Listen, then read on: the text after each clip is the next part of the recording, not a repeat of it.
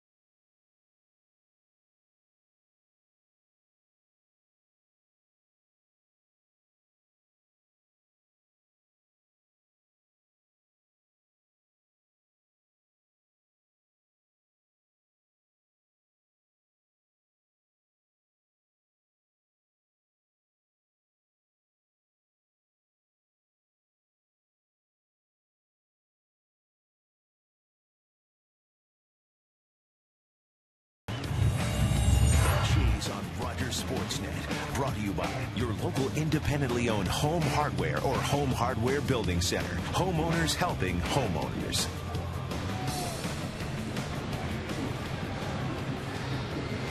Welcome to Rogers Center. You can see the roof is closing. It was open during both BPs for the Yankees and the Blue Jays, but it has cooled off dramatically. The sun's starting to set. So in order to keep everything comfortable here, they're going to close the roof. Yankees are on a long road trip. This is their last leg. They've played 7 games so far. They've gone 3-4 on the road trip. And Joe Girardi's team has really had a long and tough road trip. They still maintain a lead in the American League.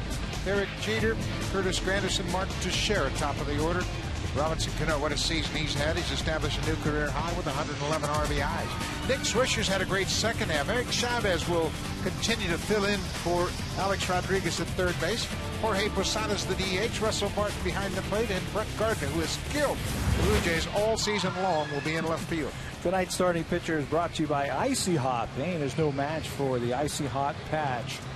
Dustin McGowan was supposed to pitch on Sunday, but he has been moved up because of the injury to Brett Cecil. He will get the start, though, today. He was just reinstated from the 60-day disabled list on September the 5th, made his first start on September the 11th against Baltimore. Got a no decision in that game. That one was a little bit rougher than the previous time he was out on the mound when he came out of the bullpen. For his career, he's 2-2 with a .561 earned run average. That's 11 appearances versus New York. 7 of those have been starts. Blue Jays coming off the off day. Let's take a look at the defense. Thames, Rasmus, and Bautista in the outfield. McCoy continues to fill in at shortstop with Yunus Escobar battling that elbow contusion. Kelly Johnson's at second. Brett Laurie, Adam Lind at the corners, and J.P. Arancibia having a phenomenal rookie season. Kobe Rasmus back in the lineup out in center field. Good to see him back out there. He had the wrist problem, had to go on the disabled list, a 15-day DL. Spent some time down in Double-A to get that wrist back in shape, get his timing back. So it's good to see him back out in center field. Derek Jeter set to start play here tonight. Takes a first pitch down and away for a ball. Jeter on a 13-game hit streak. Since he came off the disabled list on the 4th of July, he's at .332. And he's hitting everything hard. Earlier this year, it just didn't look like he could square up a lot of pitches. Remember what we were talking about when we came out of disabled list, or out of spring training when he came off the DL, talking about his stride at the plate. Well, he has junked that, and now he's hitting the ball hard. Fouls this one back. A lot of talk about Jeter all throughout spring training about making adjustments, and it seems as though those adjustments have finally taken hold. You mentioned that 13-game hit streak. He's hit over 300 during that 13-game hit streak. Average just a tick under 300 now. Check swing foul. I mentioned his 13-game hit streak. That's the 43rd time in his career he's had a hit streak of 10 games or longer. Mr. Consistency.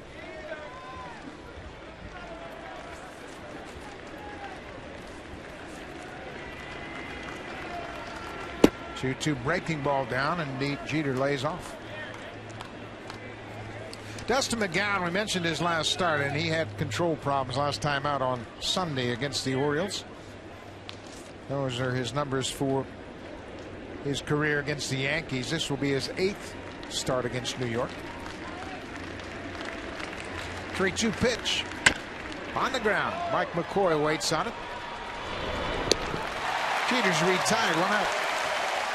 Scouting report tonight for Dustin McGowan is brought to you by Home Hardware. Homeowners helping homeowners. The heat is back for McGowan with the arm injury. You were wondering about the miles per hour. Well, he has it up to 95 or 96. I think he has to stay on top. He was getting underneath a lot of his pitches his last time out, and the ball was really sailing on him. And tonight, again, he will be on a pitch limit, about 75, 80, 85 pitches tonight for McGowan. Curtis Granderson takes a first pitch strike. Granderson's had a phenomenal season. His average has dipped a bit of late, down to 265.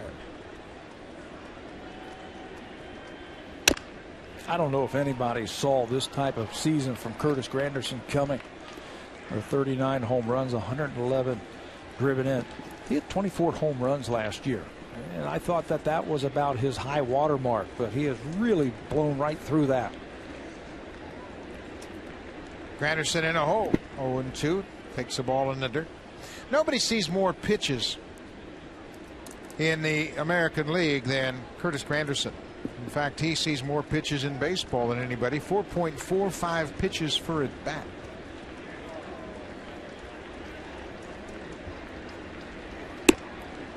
He is also, this is not to take anything away from the type of year that he has had, but he is hitting in a great spot in the New York Yankees lineup.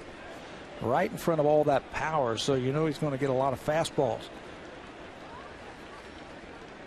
2-2 breaking ball called strike 3. First curveball of the night is a good one from McGowan. That was a pitch that he had a lot of trouble with his last time out against Baltimore, just couldn't command it. He's made a few mechanical adjustments to his windup, and so far so good as he drops that curveball in on Granderson for his first strikeout. With Teixeira at the plate, the Blue Jays use that shift with Brett Lawrie in right field.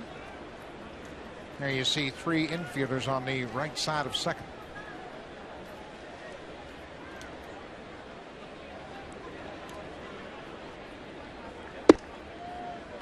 Ball in the strike. Well, the first thing you notice about McGowan tonight is his fastball's really running, especially to the left-handers. There's a fastball hit on the ground. Lawrie had to wait on the hop. Has time to throw Teixeira out. Good start for Dustin McGowan. A 1-2-3 first inning.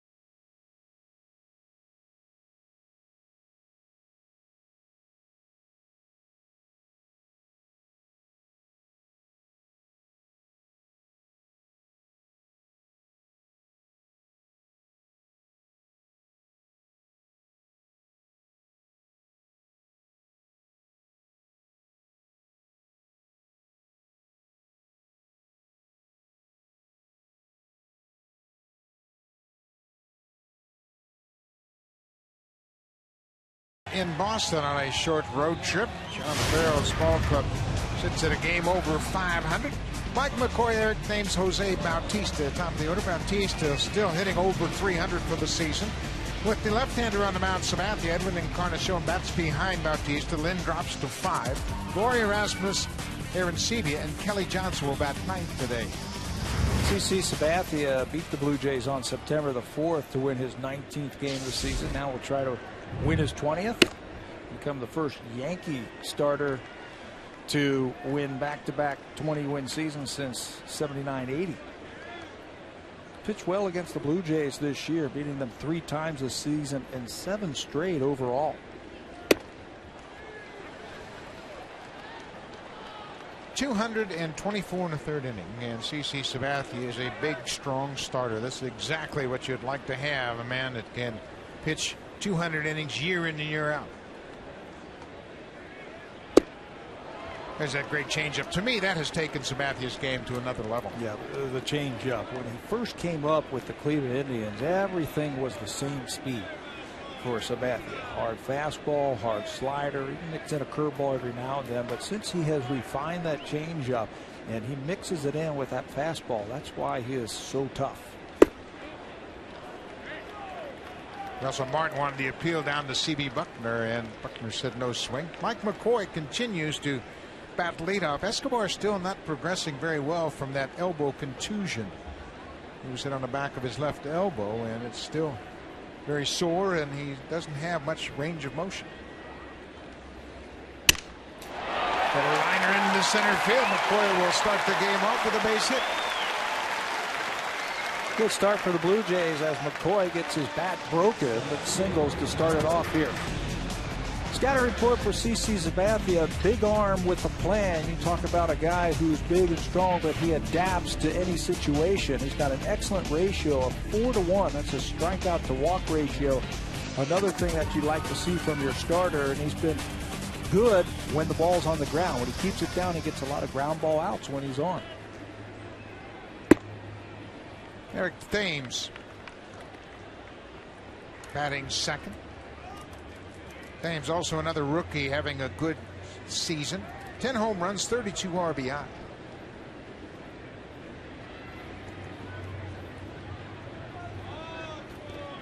Ball in the dirt, smothered by Russell Martin. Boy, he's quick to his knees and able to keep that ball right at his feet. They work hard every day with Tony Pena, who is the bench coach and the catching instructor here with the New York Yankees, about shifting your feet and blocking balls and keeping it in front of you. The whole key is to get your feet over there and keep your shoulders square to the pitcher. James pulls it foul. Yeah, the challenge this afternoon was to make sure those balls didn't bounce very far away from the catcher, and right there Martin did it so effectively that McCoy had to stay put at first. You don't have to necessarily catch the ball. Just block it, smother it, keep it right in front of you. Couple of catchers there. Joe Girardi, the manager. Tony Pena, the bench coach. Couple of good catchers. Mike McCoy for the season has 9 steals in 11 attempts. CC Sabathia, for a big guy, does a good job of shutting down the running game.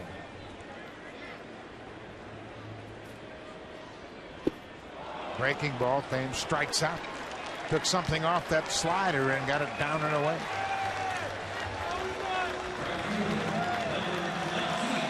That's something that Eric Thames is going to have to learn to lay off of this pitch right here, out of the strike zone. Just a little bit too aggressive here early in the game.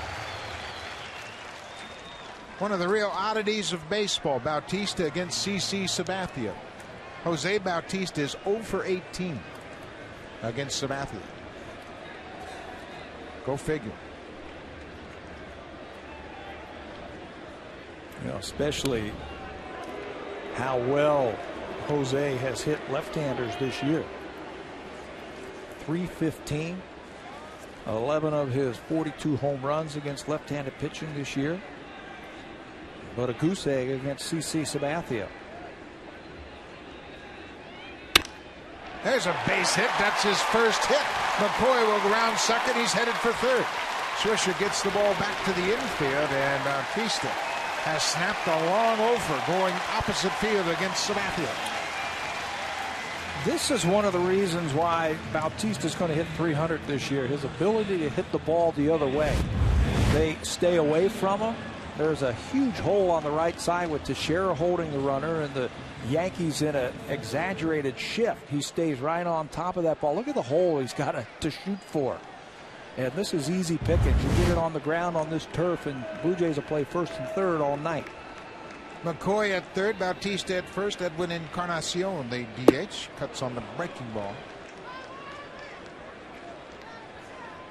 Mentioned Encarnacion batting fourth behind Bautista tonight to counteract CC Sabathia, the left-hander. Encarnacion just 6 for 23 against Sabathia. Overall, the Blue Jays only hit .201 against CC. Bouncing ball to third. Chavez quickly to second. Cano got handcuffed, and the throw is wide. Well, Chavez really handcuffed Cano as he threw it to the outfield side of second. The Blue Jays score. Mike McCoy comes in. Looked like a tailor-made double play. Yeah, it certainly did. To the Gold Glove infield of the New York Yankees.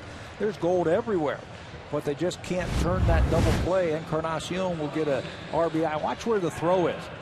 About belt high, and you can see Cano had trouble in the transfer around second base. Tries to use that bag as a defender, and the ball just sails on him. Chavez with a lot of Gold Gloves. Cano won his first one last year. Chavez 6 straight Gold Gloves as a third baseman for Oakland. Adam Lynn makes a first pitch strike. Blue Jays on top 1-0.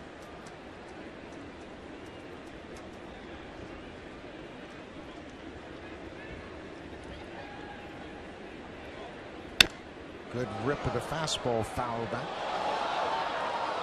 95 with the heater from Sabathia.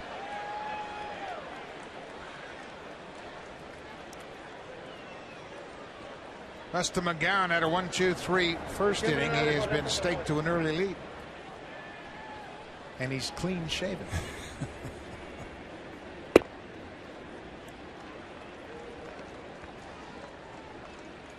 It's been a real battle for Adam Lynn. His last 19 games, 19 strikeouts, and things just haven't gone well for him of late. That's been his Achilles heel, the strikeout, especially from the left-hander. There goes Encarnacion. Boy, did he pick a good pitch to run on.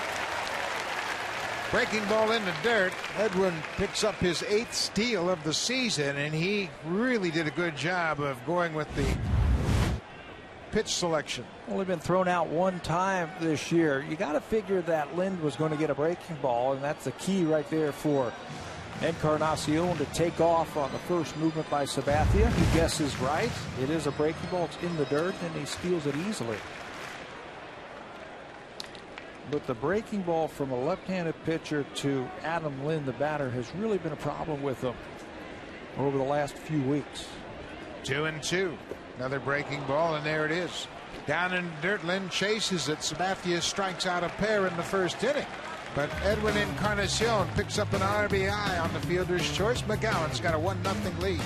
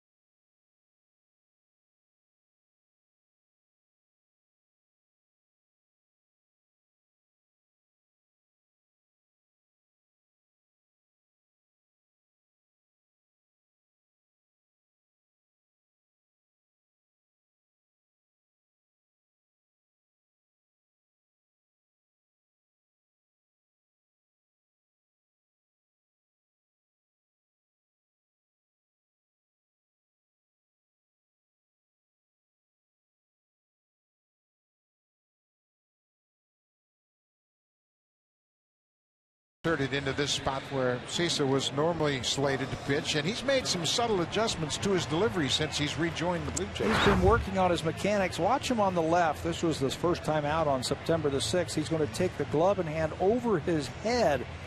But tonight now he's just going to leave it right there at his belt. And what that does is it really keeps him together.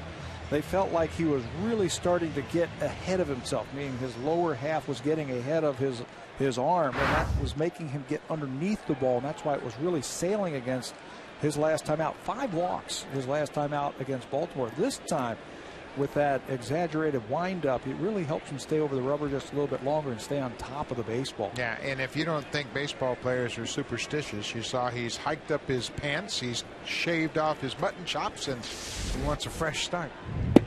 Robinson Cano will lead things off for the Yankees, and well, what a year Cano has had. We mentioned a new career high in RBIs. He's driven in 111. To go along with 25 home runs. He's got 26. It's also his 3rd consecutive year. That's a fair ball. Past Lynn diving at first. Bautista gets to it quickly. He's got a strong arm. It's offline and in time. What a tag by Mike McCoy. Dan Isonia, the second base umpire, really positioned himself perfectly. Bautista delivers a strike to second. McCoy with a quick tag.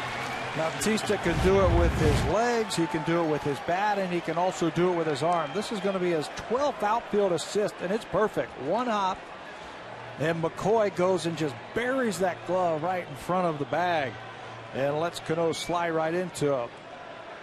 Catches, and it's bang bang. Watch how he just buries it in front of the bag, and Cano spikes hit him right on the back of the hand.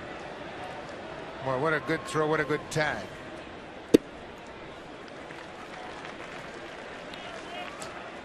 I tell you what, McCoy did a good job. There's only one place that tag is going to matter, and it was right to the bag, and he went right to the bag and got that glove underneath the foot of Cano. You're taught as base runners to go straight into the bag as quickly as possible when you've got those bang bang plays. Mike McCoy knows that. Throw went offline just a little bit, caught it, and got back there quickly. Nick Swisher. Change up and a good one. 1-2. Swisher's had a good second half. His last 11 games, this whole Yankee team is a little bit worn down. They've had 3 extra inning games in their last 8 games. They're on this long road trip. They had rainouts. They had a game against Baltimore start at 11:08 p.m. There's a weak ground ball to third. Laurie in the shift makes an easy play. 2 quick outs.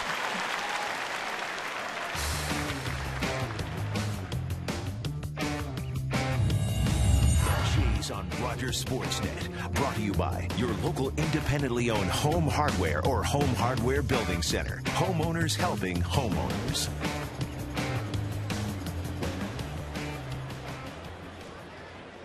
Two outs, top of the second. Eric Chavez, the third baseman. You were talking about the Yankees schedule and how they're finishing up the year. They are in the midst of playing 33 games in the final 32 days of the season. They had an off day yesterday. They came all the way from Seattle. You know, what an off day. They got in at 8 o'clock in the morning yesterday, and that's it. The other scheduled off days they have the rest of this month, they're playing makeup games. Cued off the end of the bat. Laurie comes in. He's got some time. Throws a strike to first. Another 3 up, 3 down inning. Just 9 pitches for Dustin McGowan, and he puts down the Yankees with the help of Jose Bautista.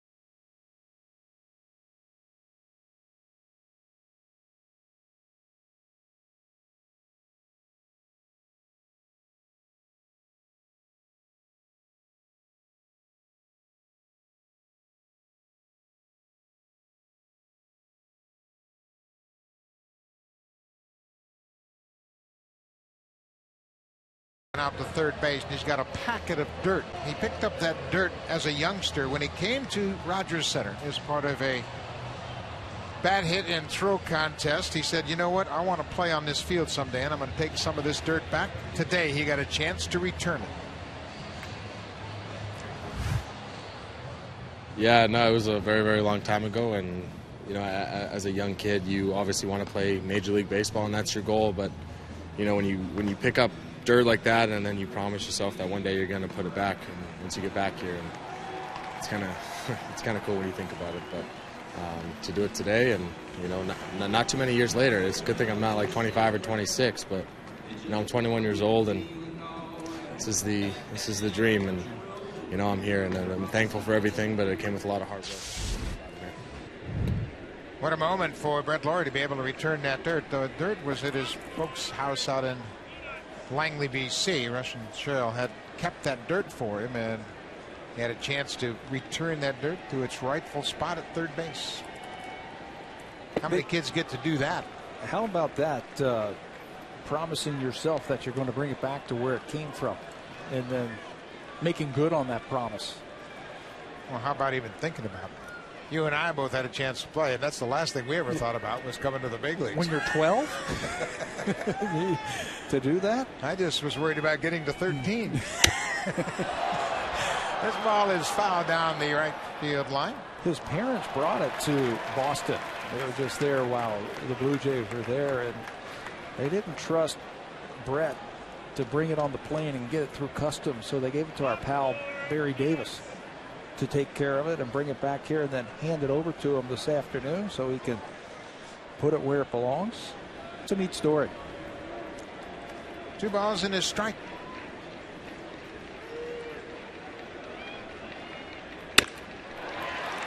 Cano positioned perfectly.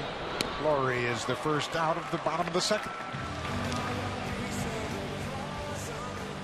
Center fielder, number 28, Colby Rasmus. Colby Rasmus has not played for the Blue Jays since August 23rd against Kansas City. He injured his wrist on a couple of different plays. First, he slammed into center field, bent that wrist back on his glove hand, and then dove for another ball and aggravated the wrist. And it didn't expect it to be a significant injury, but it's been 3 weeks since he's played for the Jays. John Farrell all along said he wanted to send him down to the minor leagues and get some at bats so he can get his timing. And I remember standing around the cage when he first was eligible to come off the DL, and he said, it feels fine. I think I can go. I think I need to play in a game. And wanted to stay here. But then today, talking to him, he said, you know, it was the best thing for me to go back down to Double-A and get some at bats under a, you know, less pressurized situation. And he feels like it really helped him. Ball on the strike. Isn't it amazing how managers and coaches always have a pretty good idea? But players are reluctant to go down to the minor leagues, and the players are the ones that fought to have the rehab assignment. Players Association felt it was a great benefit for injured players to have that ability. You didn't have to suffer any major league service time. You were down on a rehab assignment, accumulating service time. Plus, the numbers you put up in rehab didn't go against your major league numbers, so it was all win-win for the players. There's always some guys who just want to just resist that and just feel like they're ready to come back. Good breaking ball. Sabathia strikes out Rasmus. For every home run Toronto hits in today's game, you can win amazing prizes from Sharp, including Canada's largest LCD TV, a 70-inch Sharp Outdoors. Enter online and hit a home run with Sharp.ca. Sharp makes bigger, better. 3 strikeouts now for CC Sabathia. JP Arencibia will bat with 2 outs.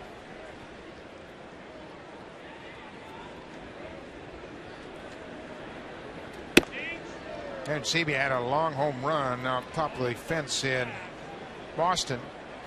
A 3-run shot in the second inning. Umpires went in to review it because it bounced right back on the field, but it was clearly a home run. His 23rd of the season. He put together a couple of nice at-bats in Boston against some decent pitching. Stayed right in there. Last 15 games, 3 home runs and 14 RBI. You don't mind the strikeouts when he's producing runs the way he has. That statement you just made about decent pitching in Boston, right now there are a lot of Boston fans that would want to argue with you over that. They don't think they have any decent pitching right now. Big test for them tonight. Josh Beckett goes to the mound against James Shields. Red Sox are trying to hold off the Rays. Popped up on the left side of the infield. Jeter looked at Chavez and then realized he was going to have to make the catch. Captain comes through. Sabathia has a good inning, a 1-2-3 second, but the Blue Jays have an early lead.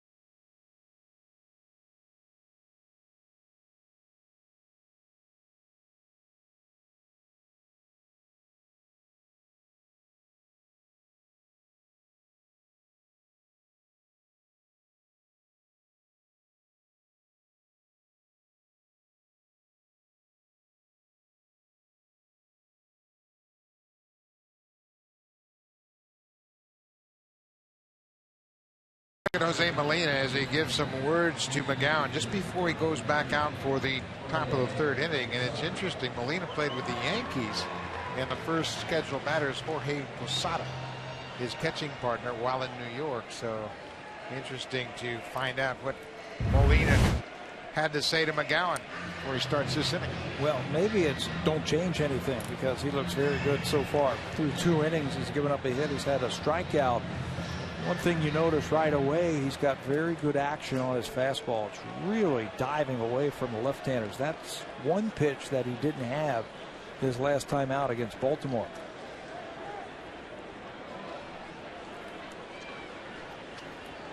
Here is Jorge Posada digging into the batter's box.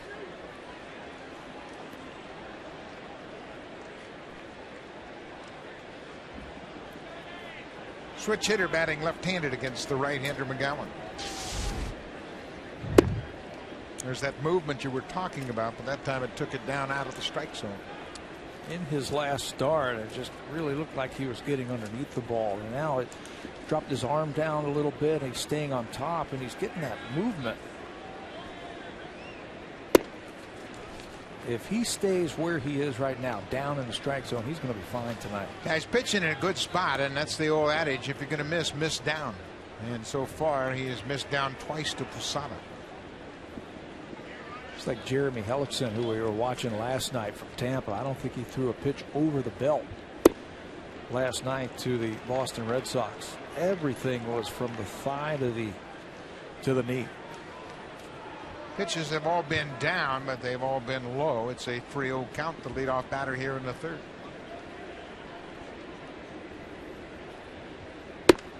There's a strike as he made the adjustment in through that last pitch, center cut right down the middle.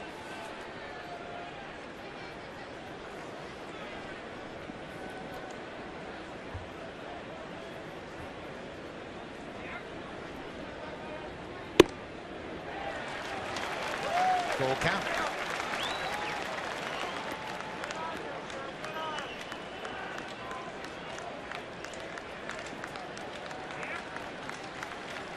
Posada hasn't had the impact against the Blue Jays as he's had in the past. And he bounces this ball. Big hop for Kelly Johnson at second. Lozano's retired.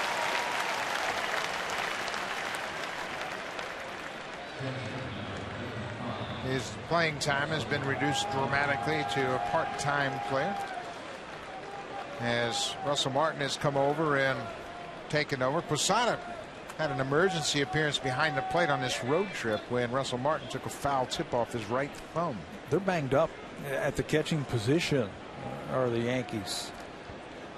You mentioned Martin. Francisco Cervelli, the backup catcher, is on the disabled list with a concussion. Nick Markakis bowled him over in Baltimore and put him on the DL. I mentioned Martin. There's a good slider down and away. McGowan's ahead 0-2. Joe Girardi, the manager, he's a catcher. He knows this time of the year your team's going to be banged up. And his team's a little bit older. And they don't bounce back quite as quickly as they did when they were just starting out their careers. McGowan ahead 0-2. You know, this road trip alone by the Yankees can wear you out, even if it was April or May. They had to go to Baltimore for a makeup day. Then they flew all the way across the country and played the Angels. Then flew up to Seattle and played a series against Seattle. And now here to Toronto. Down and away, it's 2-2. Yeah, their final game in Seattle Wednesday was a night game. And they were forced to play a night game. They had an off day, so that kind of eased it. They had a chance to sleep in a bit, but as Pat mentioned, they didn't get to their hotel until about 9 o'clock in the morning. 2-2, 1 out. Breaking ball, pull foul. Dustin McGowan looks like he's in much more control tonight than in his last start on Sunday against the Orioles. Like he's thinking his way through things, and the mechanical adjustment appears to be working. This is his regular throwing day. Got it. Good sinking fastball down and away. McGowan picks up his second strikeout. So there hasn't been a whole lot of layoff in between starts. Again, he was supposed to go on Sunday, but he threw last Sunday, so they didn't want to give him a full week. He was the natural guy to move up into his regular throw day. And so far, so good. Just let him know yesterday. Brett Cecil came in yesterday to try and throw after he cut his index finger in Boston. Tried to throw a little bit, and they said, that's it. Right away, they called McGowan and told him that he would get this start. So he's had a little over 24 hours to think about it. Brett Gardner batting ninth in tonight's lineup. Kyle Drabek in the middle of the relievers, Casey Jansen on his right and Chad Beck on his left. Drabek will pitch in this game at some point. And John Farrell told us that it won't be coming into the ball game in the middle of the inning. He'll try to get him a clean inning and bring him in fresh, but he wants him to pitch, doesn't want him to sit too long. Also wants him to stretch out and stay stretched out. He was a starter down in the minor leagues, and you sit around so much and you lose that touch and feel of your pitches, and you lose the strength. I think they also want to try and get him a start at some point before the season is over. Yeah, I definitely think that's the plan. Figure out how they can get him a start just to get him back in that mindset before he goes into his off season. 3-0 pitch. Gardner walks on 4 pitches, and that's not what you want to do to Brett Gardner. Gardner has 9 steals against the Blue Jays this season. That's the most by far of any player against Toronto. He is 9 for 11 in steals, and in a 1-run game, that's the last thing you want to do. That guy has had an unbelievable year against the Blue Jays.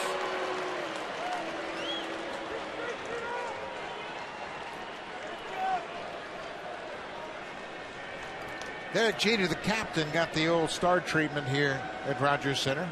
Like Reggie Jackson said, they don't boo nobodies. Jeter, for his career, Blue Jays have seen a lot of him, and he has more hits than anybody against the Blue Jays. Fouls this one off. Derek Jeter, for his career, a .314 hitter against the Jays. He has 291 hits. Of course, he's played in a couple of games against him. 231 games prior to tonight. Got to keep your eye on Brett Gardner. He's 43 steals for the season. There he goes. Aaron Sebia from his knees. It's high and late at second. That's 10 steals against the Blue Jays this year in 12 attempts for Brett Gardner. 40 steals, 44 steals now. Remember when we were playing the Yankees the first time we saw them, and he was really struggling both with the bat and on the bases. He was thrown out 6 of the first 11 times that he was trying to steal this year. Well, he's stole 38 of his last 45 now. And he has just been wearing out the Blue Jays on the bases. Breaking ball blocked by Aaron Sebia. JP has been throwing a lot better in the last couple of weeks. He's put a lot of time in, a lot of energy. Been throwing a lot better, but he had no chance that time against Brett Gardner. It's a position that takes a lot of time to work at, and it certainly takes time to become accomplished behind the plate. There goes Gardner to third. Aaron Sebia's throw, not in time. It's a track meet with Brett Gardner against the Blue Jays. That's 11 steals now this season. Well, on top of hitting over 400 against the Blue Jays this year, you mentioned all the stolen bases that he has. He's so quick. He's got that burst. In about 2 steps, he is in full stride and full speed. 45th steal of the year for the Yankees left fielder. 2-2 pitch. Down and away. Boy, how many times have coaches told starting pitchers, don't walk the number 9 hitter, especially with 2 outs. And he can run like that? Yeah.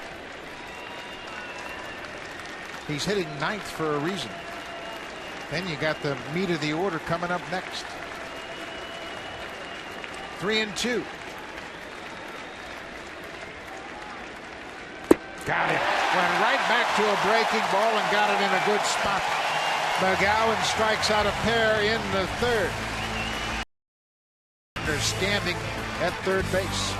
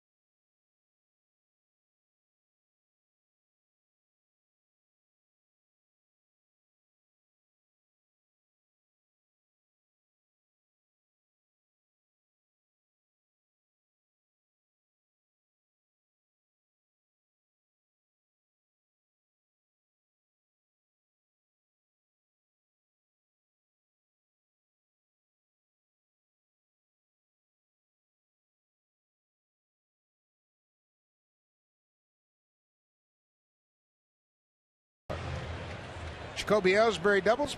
Dustin Pedroia singles. That's 1 run. David Ortiz, after a wild pitch, drives in Pedroia 2-2. They are now in the top of the 3rd. Kelly Johnson, the number 9 hitter, takes the first pitch strike. Johnson is 1 for 7 against CC Sabathia. He's had a 20 home run season when you combine his numbers between Arizona and Toronto. That's a pitch that has really given Johnson problems. That slow breaking ball from lefties. He has had trouble with that, with the strikeout with the lefties. They've also tried to go up against Kelly. That's just learning the league and learning the pitchers. Yankees do a good job of really scouting their opponent and finding weaknesses, and then get their pitchers to exploit those weaknesses. You would think that Sabathia would be a guy who says, here it is, fastball, slider, but he does a good job of adjusting in game and then finding the weaknesses and then attacking them. And a liner in the left, that's down for a base hit.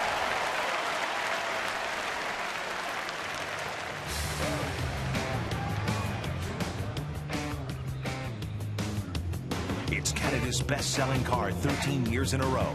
Honda, the official vehicle of the Toronto Blue Jays.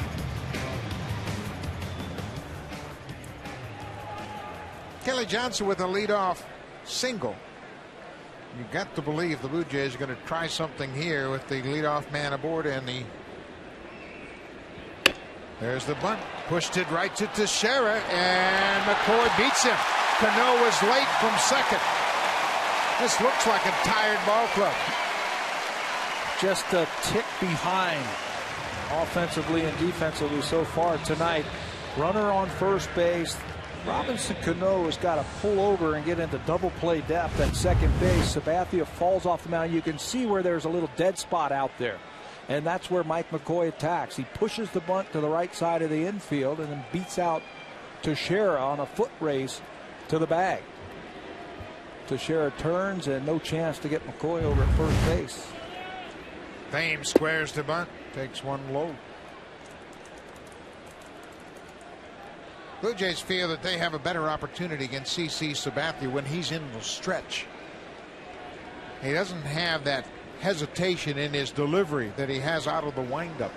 That's the whole key. Get somebody on, because that hesitation where he hides the ball behind his legs really throws off the timing. Thames high and deep to center, but Granderson has room. Johnson's tagging. McCoy's tagging at first. The throw goes to second. Johnson moves up. McCoy stays at first.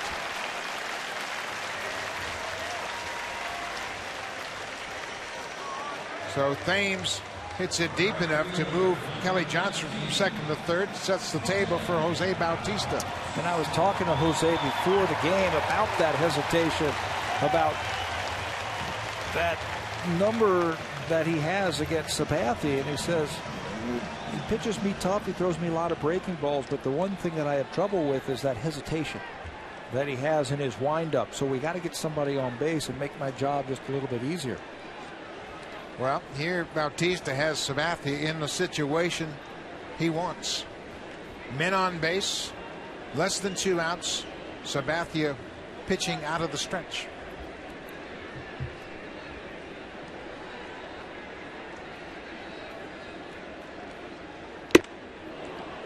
Got a fastball and swung right through it. One thing Sabathia hasn't done to Bautista over the last couple of years is thrown him back-to-back fastballs.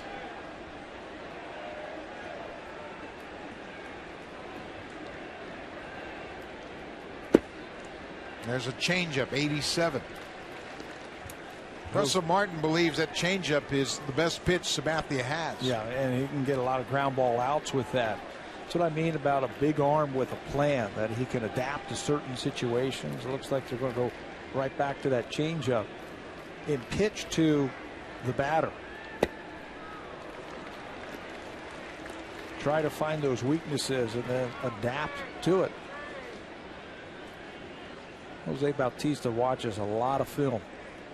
And he was in there watching Sabathia today of how he was pitching to him, how he was trying to set him up. Said he looks for a lot of breaking balls from him.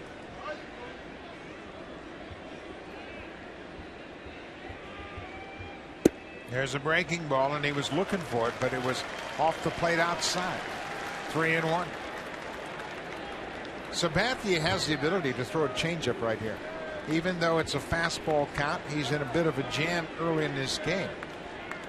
And changeup has evolved to be a very effective pitch. 3-1, 1 out. He walked him. Boy, Bautista takes another big walk. That loads the bases with just 1 out. The bases are loaded. We're only a grand slam away from awarding a 70-inch Sharp Aquas Quattron TV. To enter, visit hitahomerunwithsharp.ca.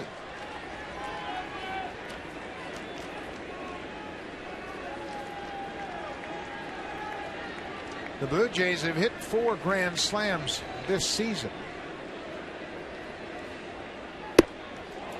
Encarnacion trying to make it 5. Yeah, he is looking for one pitch right here. There are his numbers. 3 grand slams in his career. His last time up, I felt he just missed a pitch, rolled over an off-speed pitch against Sabathia. He is at his best when he is thinking right back through the middle.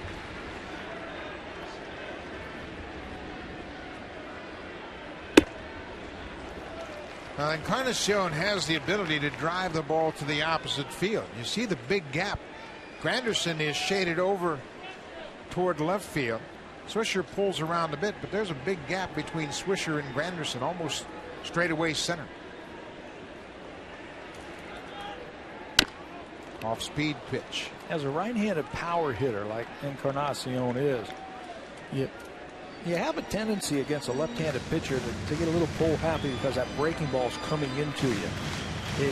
He has to stay with his strengths, and that strength is ball out over the plate, driving it to the gaps in left center field, right center field. You start getting pull happy and they start throwing you that breaking ball, that's when you end up striking out or hitting a ground ball. Bases loaded, a 1-2 count. Martin's going to talk things over with Sabathia.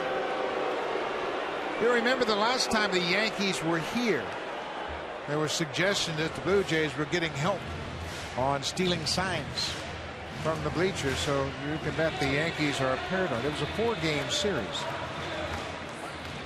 Bartolo Colon, Freddie Garcia started the first 2 games, and they got hit hard.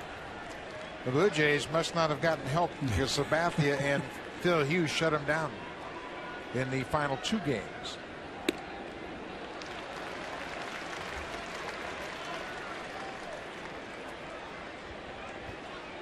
And then you never heard that talk. No. The last 2 days. I guess the tickets weren't there for the man in the white shirt. Full count. Another changeup missed downstairs. Kelly Johnson got it started with a base hit to left. Mike McCoy pushed a bunt for a base hit to first base. Bautista drew a walk. The bases are loaded.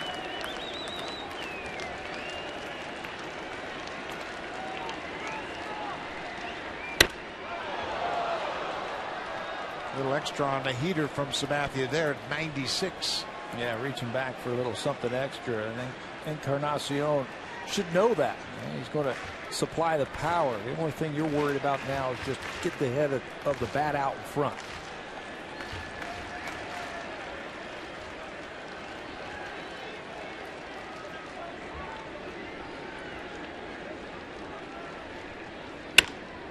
Back to Sabathia. He goes home for 1. Back to first in time. Teixeira is talking with C.B. Buckner about the path that Encarnacion took to first. But it didn't make any difference as Teixeira caught the ball. Encarnacion's retired. A 1-2-3 double play ends the 3rd.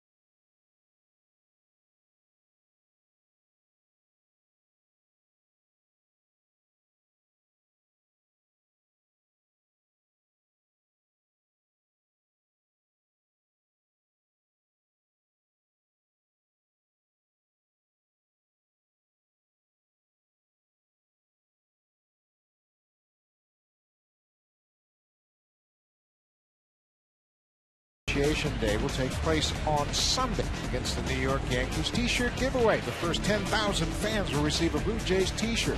Players include Adam Lind, Ricky Romero, and Yunel Escobar. Call the Blue Jays directly for your tickets at 416-341-1234. Log on to BlueJays.com or stop by most Rogers Plus locations. Adam Lind will have one of those T-shirts passed out with his number on it. Jersey T-shirt giveaway day on Sunday. Boy, the Blue Jays will be kicking themselves for that situation. Bases loaded and one out, and they couldn't break through against Sabathia. Those are the kind of innings that come back to haunt you later in the game. When you try and get some distance, the Yankees can hit. No question about that. The only team in major leagues with 200 home runs. So they can score in a hurry. They've hit 50 home runs in their last 26 games. There's a good changeup. Boy, that changeup is very effective for McGowan. He has had his fastball down around the knees, and then you throw that changeup down around the knees, and you're going to get a lot of swings and misses.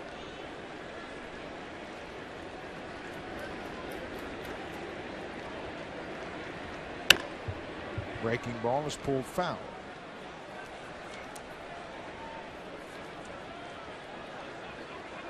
Jillian McGowan, Dustin's wife, I'm sure very pleased to be back in Toronto in the big leagues.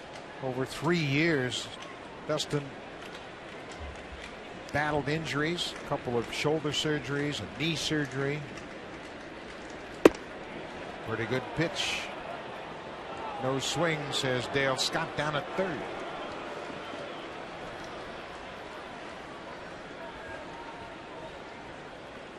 Stay right there against Granderson. He's become more of a pull hitter since he has come over to New York. So they're going to stay away from him. I think that's a good idea. Well, Granderson's got a good eye. We mentioned he sees more pitches during his plate appearances than anybody in baseball. And he works the walk. A leadoff walk.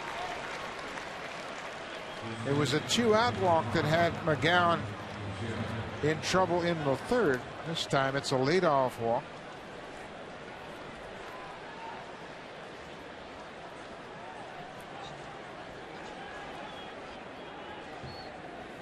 See, Mike McCoy, the shortstop, came in with a reminder to McGowan that they're going to use the shift here.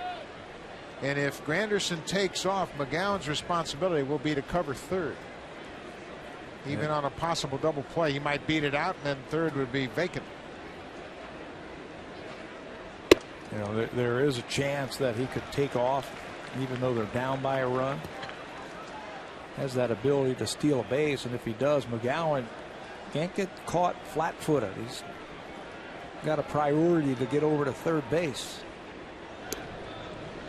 And just a reminder by the shortstop, and a good one.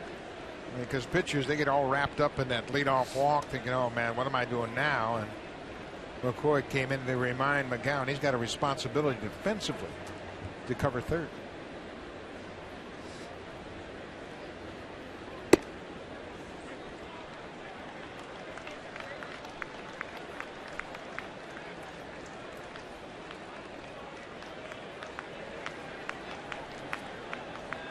Dustin McGowan in the fourth inning here has a 1-0 lead.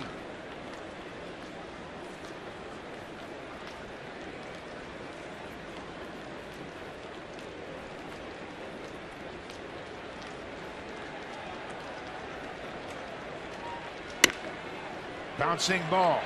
Laurie shovels it to McCoy at second, back to first, not in time. That's an awkward double play for Laurie, who is playing on the first base side of second with the shift, and he had a long toss. He might have been better off throw it overhand. Yeah, now he's played some second base in his career, but this is just too far for him. You can see his momentum taking him to the bag. You're right, just a quick toss to second base, it would have gotten there quicker. You see the timing messed up just a little bit, and that's all that Mark Teixeira needs to beat it out. Robinson Cano singled and was thrown out trying an advance to second. Bautista threw to second base, and McCoy tagged out Cano. That was the first out of the second inning.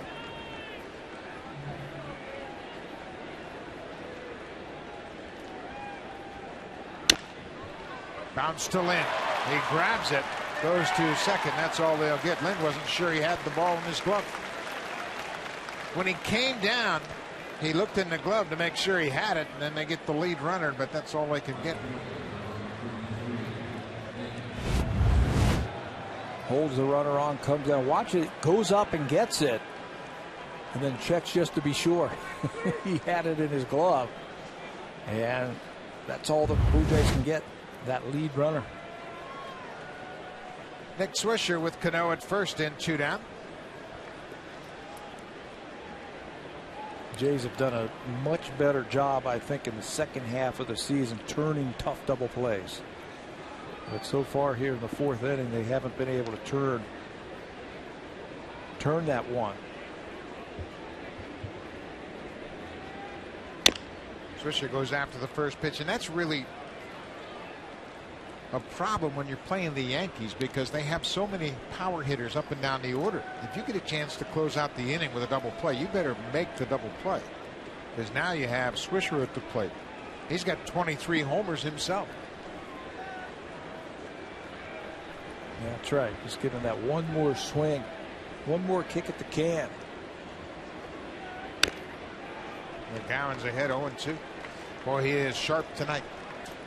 We've seen a good sinker, a little bit more movement on his fastball, and a good changeup. Only giving up the one hit. That was to Cano, but he was wiped out on that play by Bautista. Everything was up, especially to the left-handers his last time to the mound.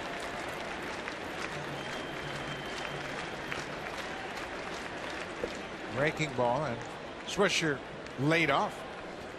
I tell you what, we talk about him often, but when you have a combination of John Farrell, the manager, a former pitching coach, Bruce Walton, the pitching coach, and a former Cy Young Award winner as your bullpen coach, you can solve a lot of problems with those three minds. And they have made some good adjustments with Henderson Alvarez, and obviously we've seen McGowan's changes here tonight. Ball is driven to the gap. Colby Rasmus can't cut it off. Cano is headed toward third. He's coming around third. Throw is held in center field as that double play not being turned does come around to bite the Blue Jays. Yankees tied it up. Nick Swisher with an RBI double to the wall in center. And again, they've been doing such a good job of turning the tough double plays, but against the Yankees, if you don't close out an inning, they have the ability to do this. It looked like a changeup that was up. Rasmus can't cut the ball off as it gets all the way to the wall, and then his relay throw to Johnson is off the mark. Bounced a couple times to the lead cutoff man, Kelly Johnson, and that gives Cano a chance to circle the bases. Yankee hitters are opportunistic. They'll take advantage of those extra opportunities you give them. That time, Nick Swisher picks up his 82nd RBI. Eric Chavez throws, it's that fastball down and has a look at it downstairs. Chavez grounded to third his first time up.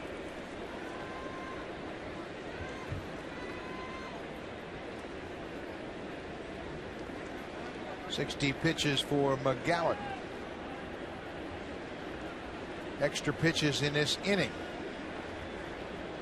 as they didn't turn a couple of double plays. Yeah, that's the other thing you have to think about, that when you don't turn balls that look like they could be two, it just adds to the pitch count to the starter. John Farrell has talked about that all the time, and there you see Kyle Drabek. We mentioned Drabek will get some action in this game at some point.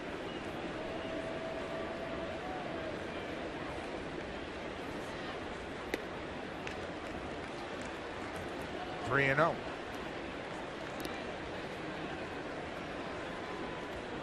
The number 63 is not an awful lot as it stands alone, but the number of pitches he's thrown in this inning. Oftentimes we talk about a boxer, how he'll go 3 rounds and throw a lot of punches. Well, this is too many pitches for McGowan in this inning.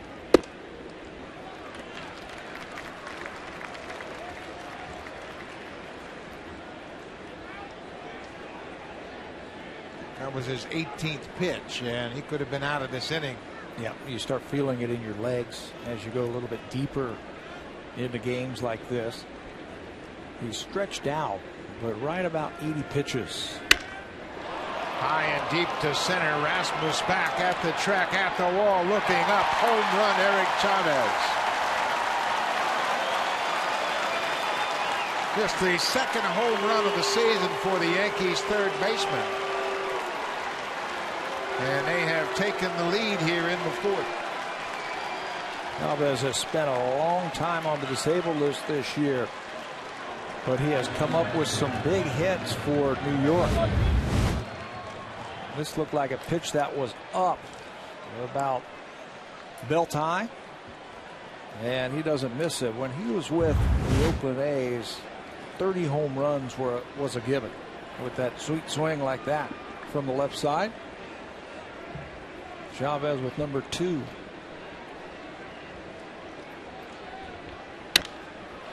Another high fly ball. This one's going to stay in the ballpark. Rasmus over to his left, makes the catch. Posada is retired. But the Yankees take advantage of a couple of walks and a couple of opportunities not converted.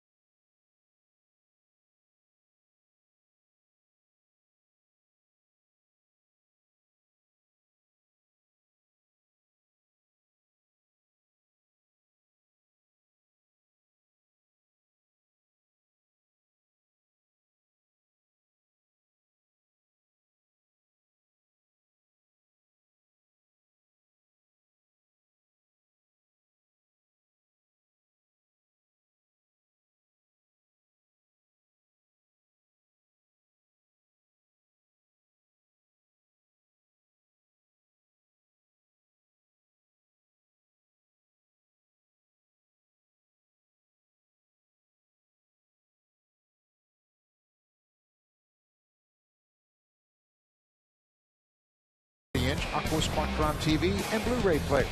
To enter, visit hitahomerunwithsharp.ca. Sharp Aquos makes bigger, better.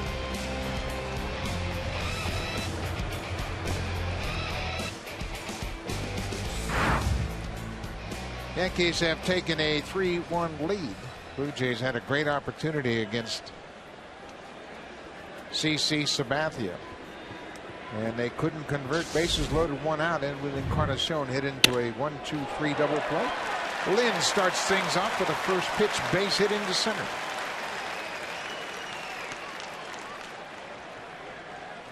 This is where Sabathia usually takes it to another level when he gets a lead. Adam Lynn knows that, so he doesn't waste any time. Stays behind that ball that time. Struck out his first time up on a breaking ball. Doesn't get to that situation. Picks on the first fastball and gets his first hit.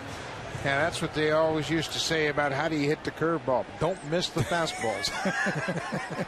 Don't get to that situation, right? Brent Lawrie makes a first pitch fastball. Looked like a changeup, actually, 87.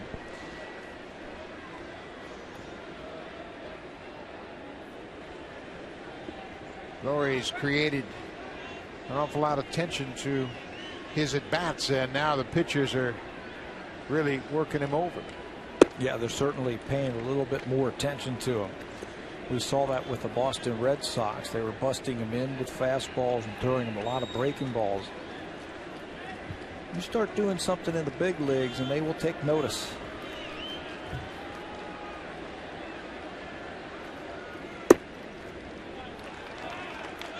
Two balls and a strike.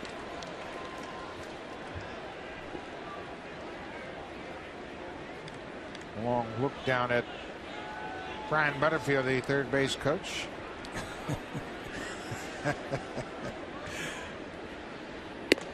Laurie has created a big stir around here.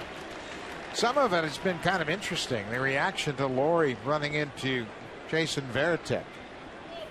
People calling in say, you know, he needs to tone it down a little bit. I argue with that every single day. This is what Blue Jays have been waiting on. Some energy, some enthusiasm, some athleticism.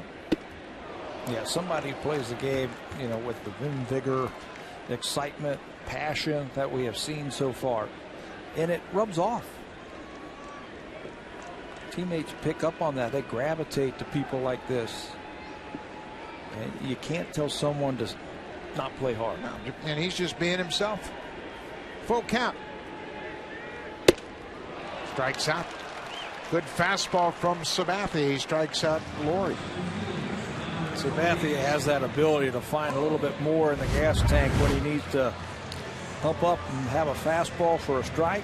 That time that one was 95, reaches back for a little something extra. And then he'll go back to pitching, use the changeup, use the breaking ball, spot his fastball.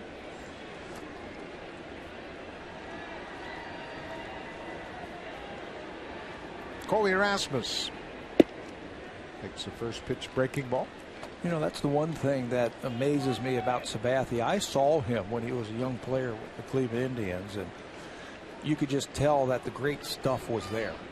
He had the fastball, and he was going to be a big winner. But he has adapted now, and he is more of a pitcher, I think, than the guy we saw when he first came up. And when you combine that kind of talent with the knowledge and the experience that he has, that's why he's a winner year in and year out. He's got a good delivery. You know, people just think about him being this big hulking person on the mound, but boy, he's athletic. And he can repeat that delivery, and there he gets Rasmus to go after that breaking ball.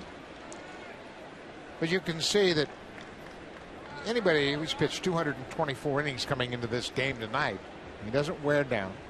That delivery allows him to throw strikes, and it doesn't really take a toll on him physically. Comes right back with another breaking ball, and he strikes out Rasmus. This copyrighted telecast is presented by authority of Rogers Blue Jays Baseball Partnership. It may not be reproduced or retransmitted in any form, and the accounts and descriptions of this game may not be disseminated without the express written consent of Rogers Blue Jays Baseball Partnership. Indoor baseball tonight here at Rogers Center. The roof was open just before the start of the game, and then they closed it as it was starting to cool off outside.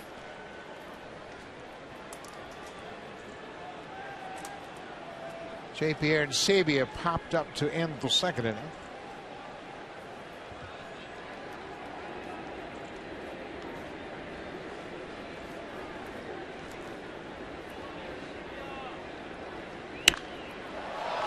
Fly ball left field. Brett Gardner at the wall, at the track, looking up, jumping, and makes the catch. He stayed right with it and timed his jump perfectly. As he went right to the wall, you can't do it any better than this. He got back quickly, checks the wall one time, goes straight up, and hauls it in. That ends the fourth inning. The Yankees lead 3-1. Now it's time for Jays Connected Update. Here's Jamie Campbell and Greg Zahn from the Blackberry Broadcast Studio here at Rogers Center.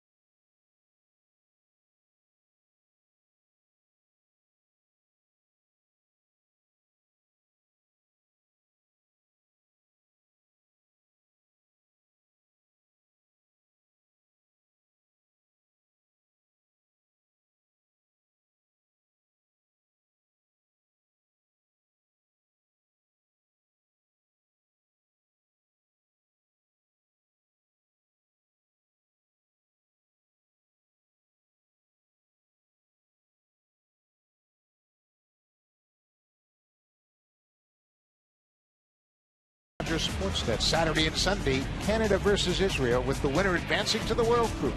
Golf balls and Robert Mittauer have all the action. It's tied 1-1 after day one. Damien Cox or Rashmadani are also in Israel. The Davis Cup on Rogers Sportsnet.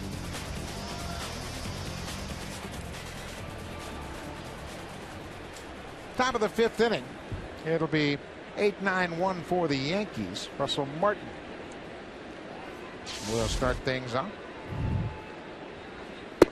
Is there anything that Brett Gardner can't do against the Blue Jays? No. Do you remember the last time we were in Yankee Stadium in that first inning? It looked like the Blue Jays were going to blow the game open to start it. And it was his bat and glove that kept them in that game. Yeah, he's had a great season against the Blue Jays. Take a look at this catch here. Aaron Sevia making a bid for at least extra bases off the top of the wall, but Gardner times his leap perfectly. Yeah. And that's the final out of the inning. That didn't bounce off the wall and into his glove. And he got way up there. He took away a couple of hits from Edwin Encarnacion at Yankee Stadium with a couple of beautiful plays. Adam Lind was robbed of a hit by Gardner. On top of that, he's hitting like .470 against the Blue Jays this year. 11 stolen bases. The stolen bases. There's a bunt. This one down the third baseline, and Laurie will let it roll foul. Gardner has shown bunt an awful lot against the Blue Jays, but he hasn't bunted many times. And you look at his overall average against the Blue Jays, he hasn't needed to bunt much. No, everything that he has hit this year has found a hole. That's why I was surprised when I saw his average at .261 starting this game. Yeah, you take the Blue Jays away, he's hitting about .230. This year against the Blue Jays, he's absolutely worn them out. He's a .369 career hitter against Toronto, but this year coming into this game, .474. Ground ball. They'll get him this time as Kelly Johnson throws to Lynn. 2 outs. Let's check in with Jamie Campbell.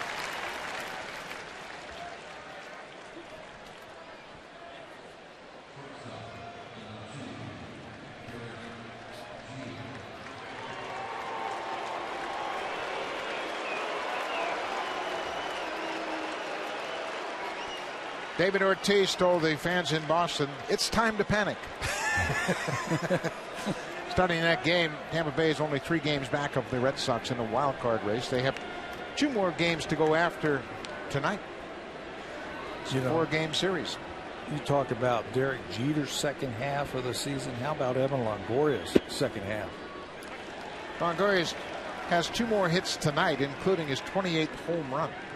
Longoria has driven in 3 runs tonight. He has 91 ribbies. Remember, he missed the first 3 weeks of the season with an oblique strain, and his stroke was null and void early.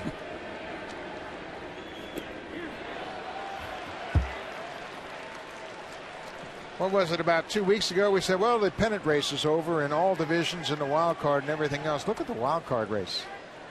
The Rays are just 3 back of the Red Sox, but how about the Angels? And the Angels are breathing down the neck of the Texas Rangers.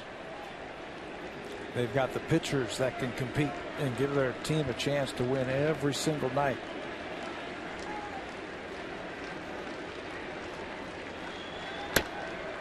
Jeter's late on that fastball.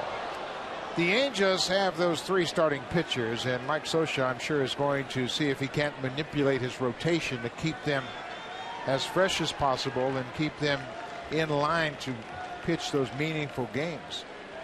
He has done just that, too. Jared Weaver threw on Wednesday, so his natural throw day then is Monday. But they're going to move him up and pitch him on 3 days rest and start him on Sunday. He'll go up against Baltimore and Alfredo Simon on Sunday. Joe Pinheiro and Jerome Williams will then follow Weaver. But then they will have Heron, Santana, and Weaver for the next series. That'll be the back end of the Blue Jays series, the final 2 games of that. And then back home, they have Oakland and Texas, and Derek Jeter didn't like that call from Jerry Meals. It was a good fastball, caught the outside corner, bounced back 1-2-3 inning for Dustin McGowan. The fastball right on the outside corner.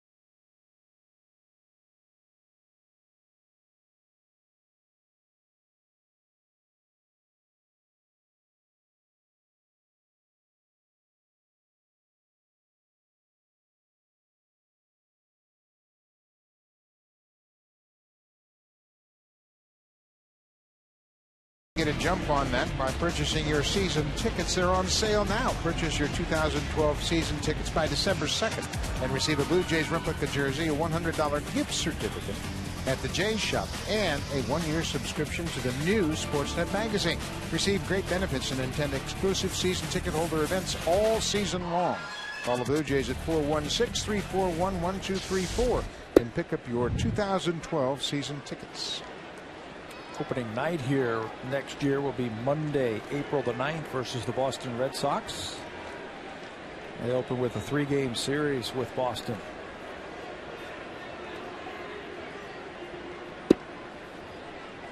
Kelly Johnson, the number 9 hitter, got things started back in the 3rd inning. But CC Sabathia pitched his way out of it and got the double play to end the inning. Blue Jays failed to score. 3-1 Yankee lead.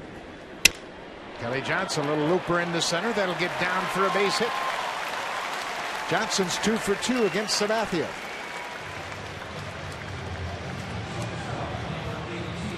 Dustin McGowan on the bench had a very quick 5th inning, a 1-2-3 5th inning. He's thrown 75 pitches, so he's got a few more pitches left in the tank.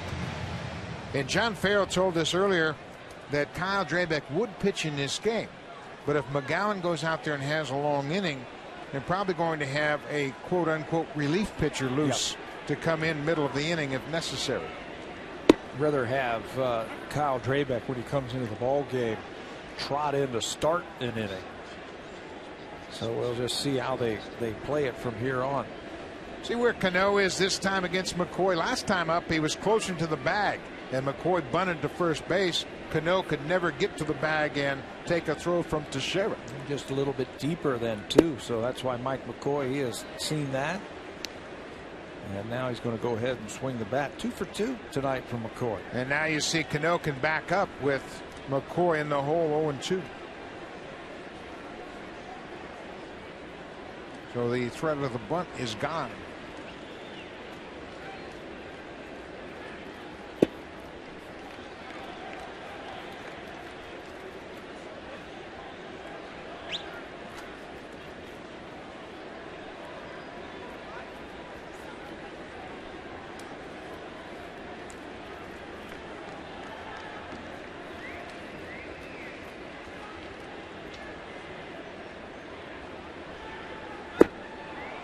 Changeup down and away as McCoy strikes out. That's 6 strikeouts now for Sabathia. It's Canada's best-selling car 13 years in a row. Honda, the official vehicle of the Toronto Blue Jays.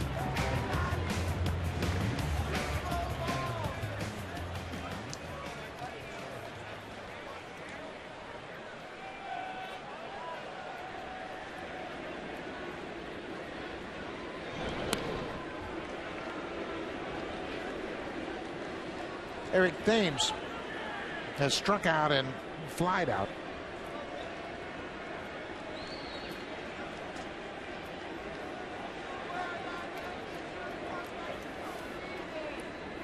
It's a good opportunity for these young players that the Blue Jays have brought up in September. And for Eric Thames, who's been here for over 300 at bats, you're playing against one of the better pitchers. You're playing against a team that is fighting to get into the playoffs and win the division. Blue Jays have said that the month of September is going to be a big month about evaluating. Well, what better way to evaluate your players when the game is on the line? Playing against the best. So I think these at-bats for Thames and Laurie, some of the other young players, are going to go a long way. Well, you certainly get to see the best, and you can see Bruce Walton comes over and shakes hand with Dustin McGowan, and evidently that's going to be the end of his outing tonight. Same thing with McGowan. It's a great evaluation tool. 5 innings, just the one bad inning. If they could turn a couple of double plays, he'd be throwing shutout baseball against New York.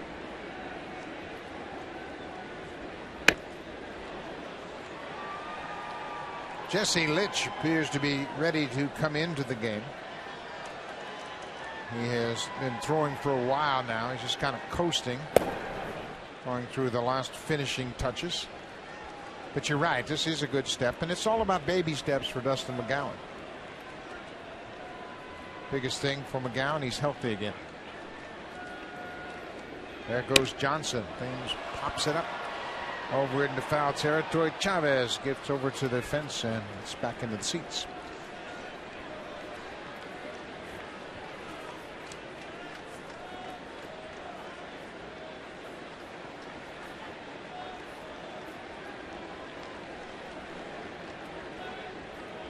Those are his numbers for the season. He's only had one stolen base since coming to Blue Jays, but he had 13 with the Diamondbacks before the trade.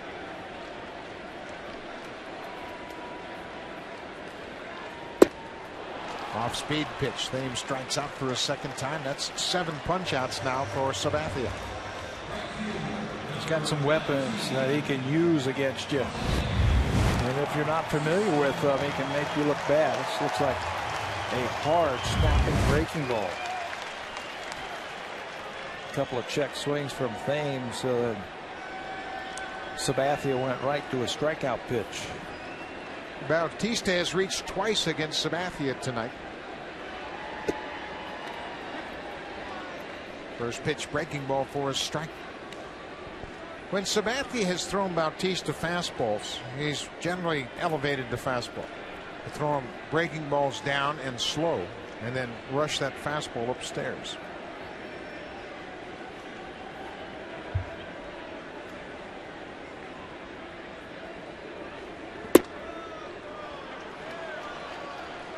That's a tough pitch. Yeah. Starts off the plate outside,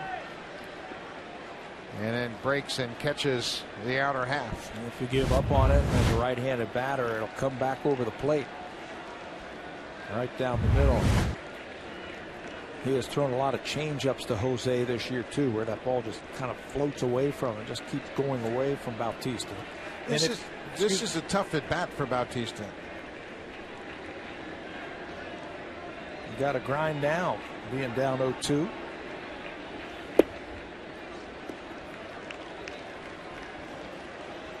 This is the previous pitch. You were just talking about how tough that slider was, and Jose says, okay, if you're going to throw that thing now, where'd you get that? He's throwing him some tough pitches. Well, I think Jose gets a steady diet of tough pitches. And when he does get a fastball, it's usually elevated. Sabathia likes to throw right around the letters. Looks like Martin was setting up for a breaking ball. He was sliding to the inside and had his glove on the dirt. The Yankees, like the Red Sox, when they want that high fastball, catchers will stand up, hold that glove up high.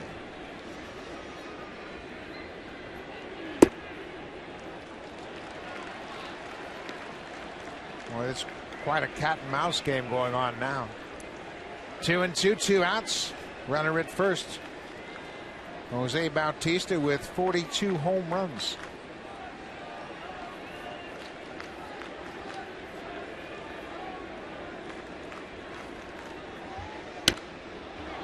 Straight changeup.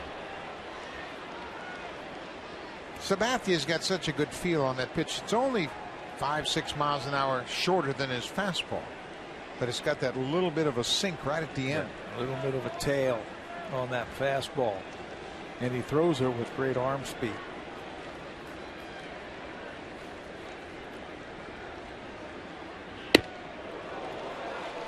That's the one spot he tries to get Bautista to chase that fastball. Now he's got to come back with something soft, don't you think? Yeah, didn't you say that he doesn't like to double up with his fastball on Jose Bautista? He hasn't done that often in the past.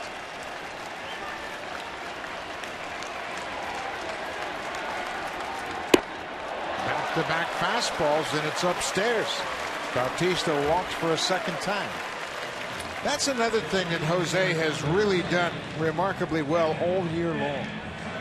He knows he's got a chance to tie it up with one swing of the bat, but boy, is he disciplined. Yeah, and he has stayed in there, and he was telling me today that that's one thing about his game, that at times you can get frustrated knowing that there's runners on base and that the pitcher is deliberately pitching around you.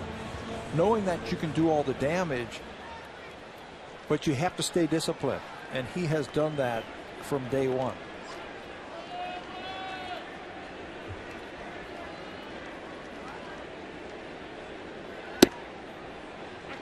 95 with the fastball.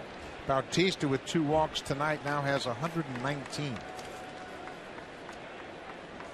That can get frustrating when you've got guys on base and you want pitches thrown to you, but you have to stay within your game plan.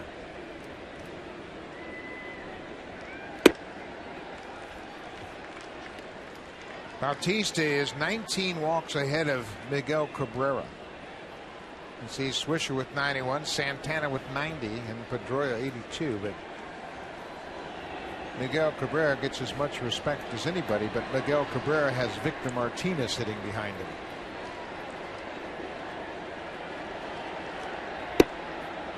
Victor Martinez is closing in on 100 RBIs too. Pick your poison. Do you want Cabrera or do you want Victor Martinez?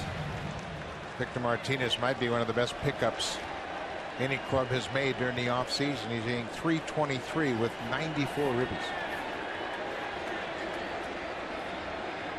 First and second, 2 outs. Nothing but fastballs from Sabathia to Encarnacion. Boy, isn't that interesting?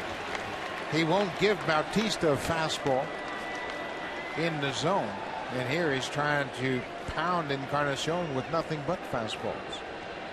Lind on deck.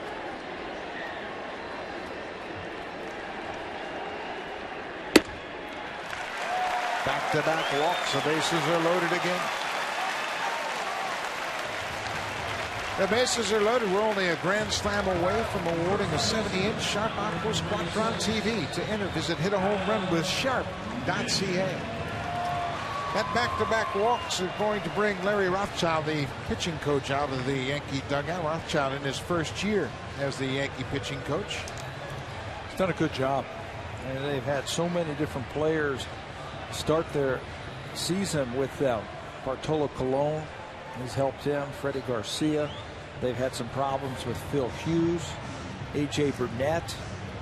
And Larry Rothschild's done a great job with this pitching staff. Well, he's been a manager. He's been a very successful pitching coach. And now he gets an opportunity with the New York Yankees to work with this very talented pitching staff. One area that he's really had an impact is the bullpen. Not that Mariano Rivera needed any help, but David Robertson is having one of the best years any relief pitcher has had over the last decade.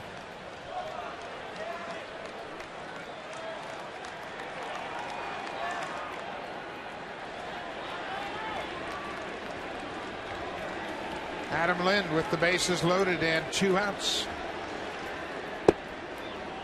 First pitch breaking ball down and away. Way to stay off of that one. Remember his last time up, the first pitch he saw was a fastball and he got a hit. Then checking with Jerry Meals, the home plate umpire, to make sure that was a ball.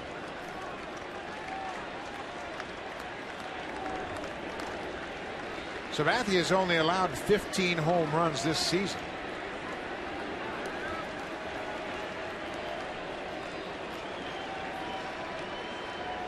Lind has 3 career grand slams. 2 of those have come this season.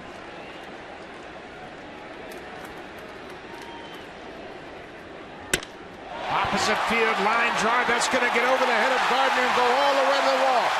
Johnson is in. Bautista right behind him. Here comes Encarnacion, and the throw is late. Adam Lind delivers an opposite field bases clearing double.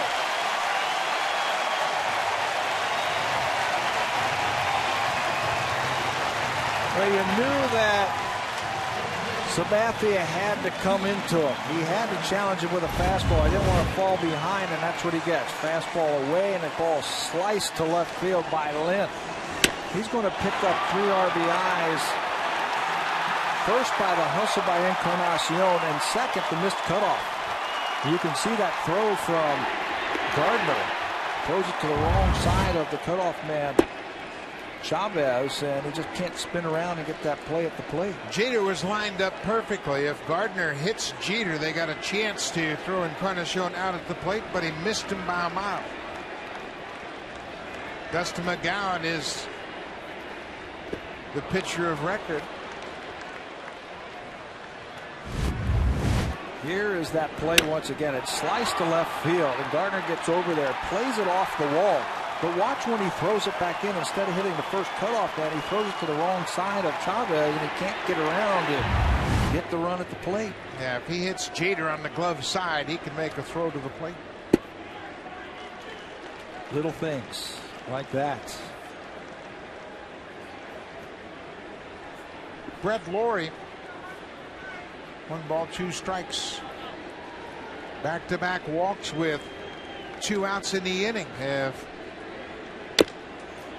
led to the Blue Jays breaking out against Sabathia. Kelly Johnson, he's done a good job tonight. Leadoff singles in both of his at-bats to start the inning, and this time they were able to cash in.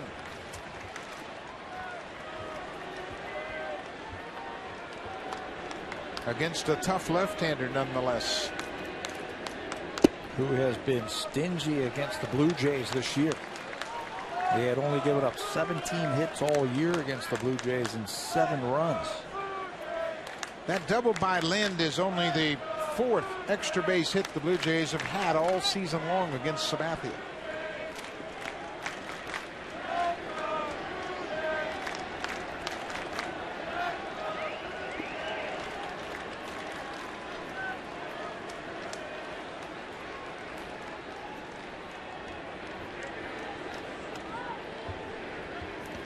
Bounced in the dirt. It's a full count.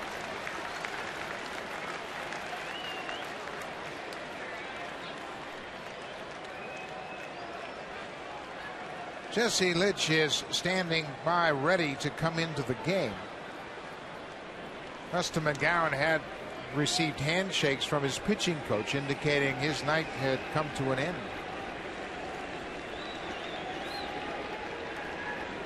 3-2, 2 outs.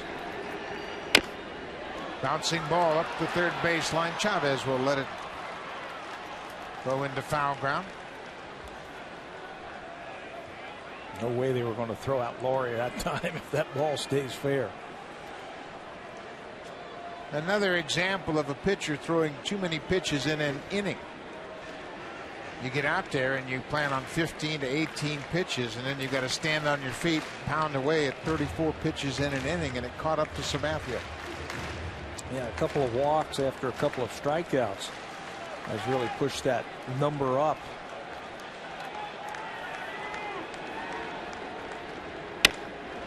Right off Sabathia. Lawrie can run. Not in time. Infield hit for Brett Lawrie.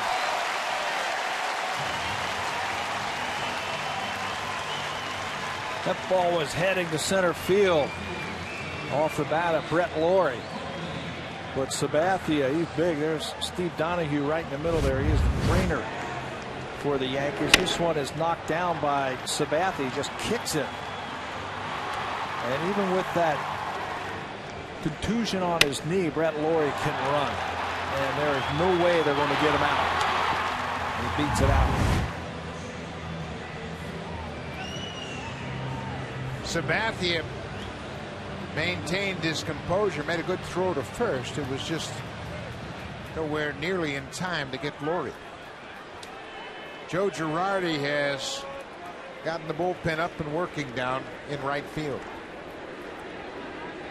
Colby Rasmus, a couple of strikeouts. First pitch breaking ball. Rasmus last played on Wednesday night in New Hampshire. He went 2 for 3 in that ball game.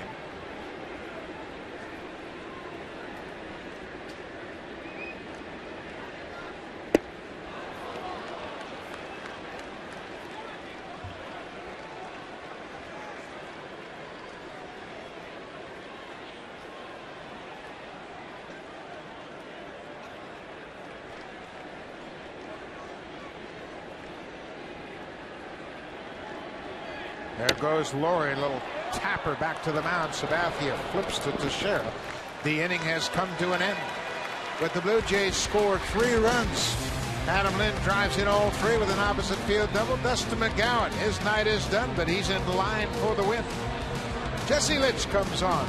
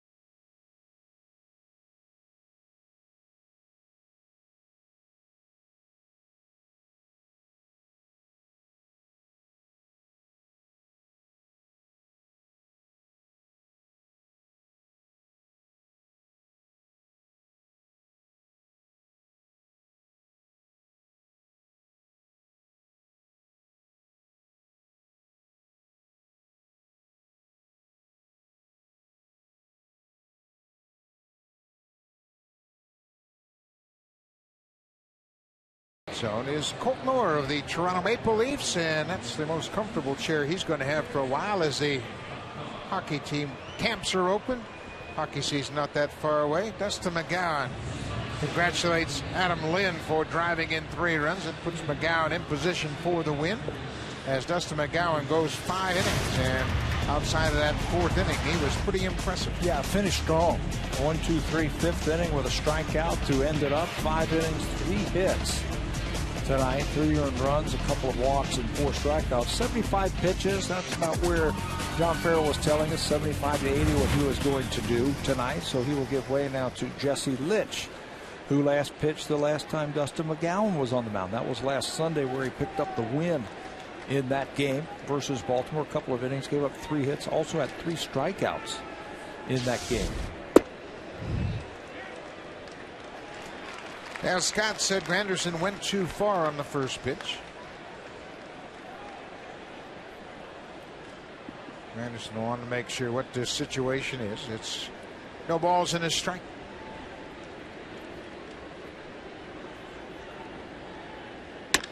Off speed pitch, pulled on the ground. 1 down. For this season, Jesse Litch has pitched a couple of times against the Yankees. He's made 1 start against New York. 7 innings, he's had 7 strikeouts with an 0-1 record. Do you like Jesse Litch out of the bullpen? Yes, I like him because for the most part he throws strikes. He can throw strikes with multiple pitches. He works quickly. Doesn't give the hitters a lot of chance to get comfortable up at the plate. And he can go one time through the lineup very quickly and give you multiple innings out of your bullpen.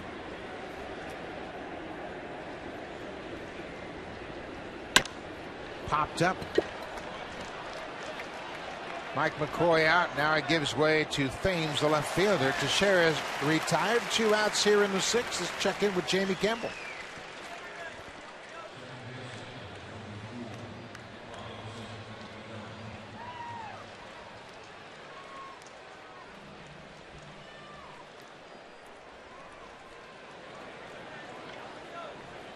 James Shields and Josh Beckett started that ball game, and Mike Aviles picked up as some insurance for the Red Sox, coming through with a big hit.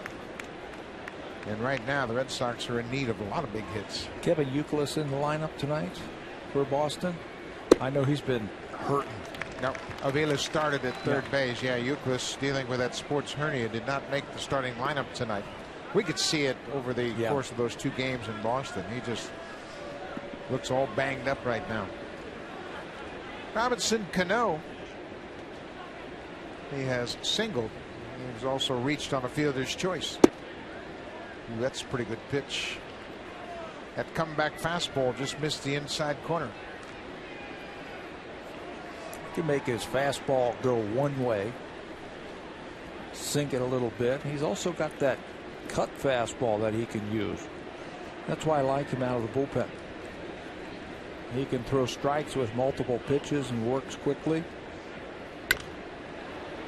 Change speeds on that pitch and had Cano all tied up.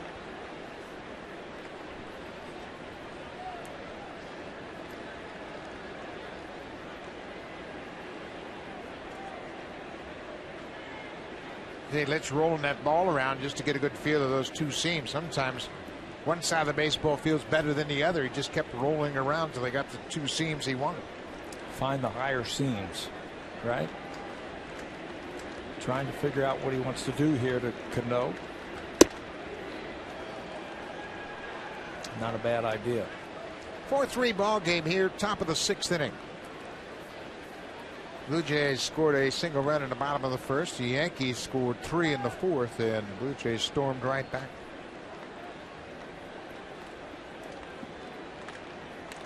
Which has that changeup grip, and then he'll make adjustments when he goes into the glove. Interesting how pitchers get the most difficult grip set in their hand before they start. Yeah, they don't want to give away too much. A lot of times guys will, if they throw a splitter, will put that ball between their index finger and their middle finger just so they don't give away the pitch that they're going to throw. And believe me, hitters are watching. They're watching to see if you give away anything. 3-2, 2 outs. Pulled foul.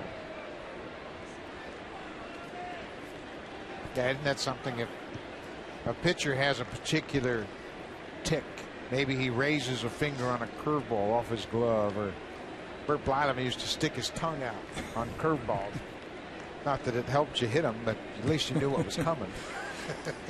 We had pitchers that used to stand out there that, you know, held the ball one way for a breaking ball, and when they would start in their windup, if their hand was on the outside, it was a breaking ball. If you could see the whole ball or the back of their hand, it was a fastball. I mean, guys are watching all the time. And something that simple, that obvious, pitchers wouldn't even realize they were doing it. Cano protects and fouls it up. Yeah, you're right. You see a pitcher that brings the back of his hand straight up, that's a fastball, and then he'll turn his hand to the side and you see nothing but white. That's a breaking ball. And I still hit 228. You sure you were getting the right information? I know they always told George Brett the right stuff. I don't think he needed any help.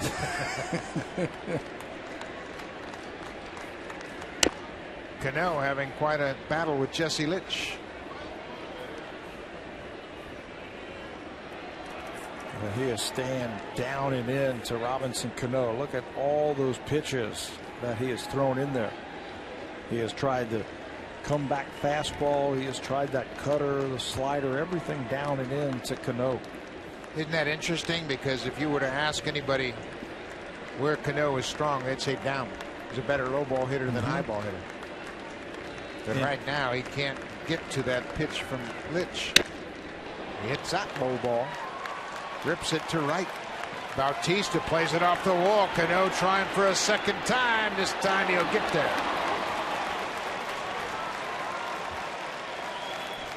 You know, low and in. Maybe you go to it one too many times against Robinson Cano. He's such a good hitter. Watch where they go. Back in there. Down and in. This time it's a little bit more of the plate than he wanted. And Cano, as soon as he hit it, I think he said to himself, I'm going to show you that I can get there. He was thrown out earlier in the game by Bautista on a ball to right field. This time he hustles in with his 44th double of the season. What a hitter. Comes up with a big 2-out double. It's in scoring position for Nick Swisher. Swisher's delivered an RBI. Had a double to center field his last time up.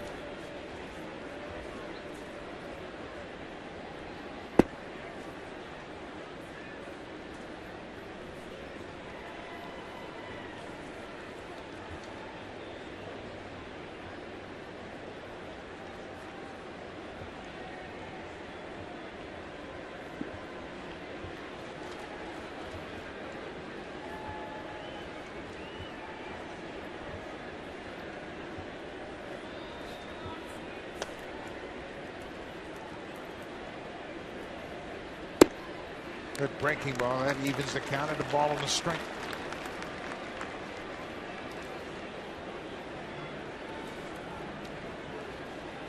Top of the 6th inning here at Rogers Center. It's a 1-run game.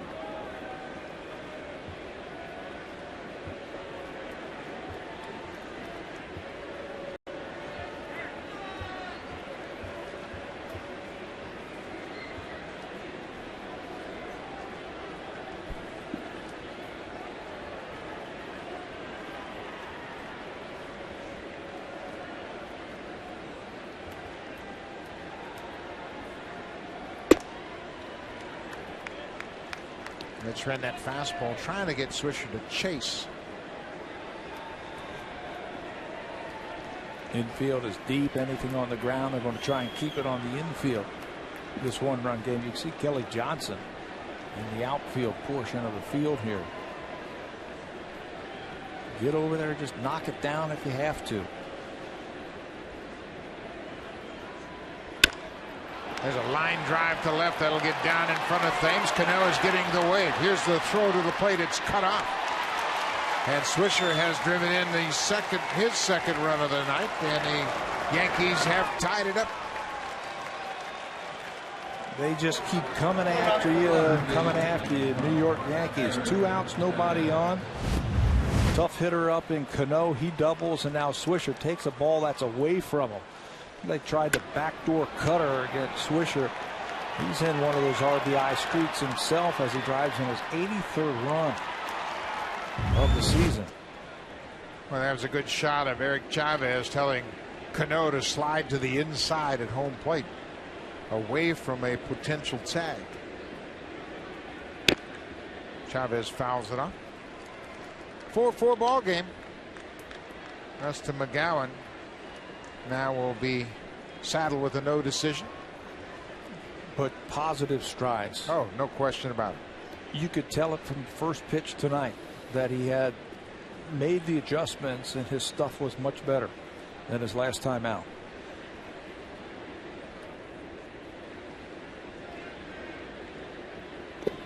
Changeup is bounced in the dirt. For Dustin McGowan, it's all about going into the offseason healthy and confident that he can come into camp and compete for a starting position next year. If he throws the way he threw tonight, I think there's no question that he's in the starting rotation. Dustin McGowan certainly deserves to have some time off. He has been rehabbing basically for 3 years. And this year it's been a steady diet of pitching, side sessions, time off, conditioning, then rehab. It's time to let his body heal up a bit. He's earned it. Bouncing ball toward short. McCoy will go to second and beat Swisher to the bag. But the Yankees have tied it. Nick Swisher with his second RBI of the night. An opposite field single to left. It's tied at 4.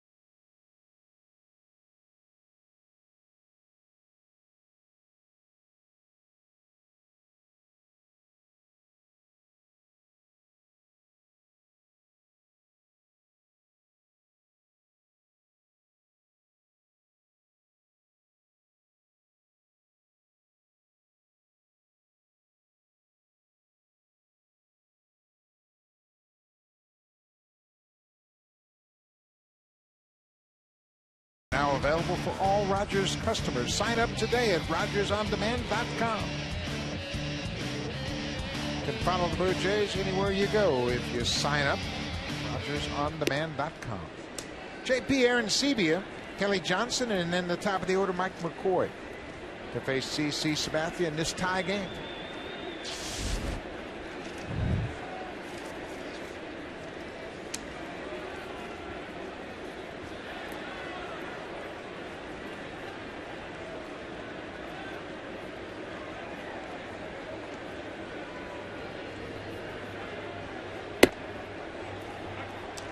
Ball on the strike to Arencibia.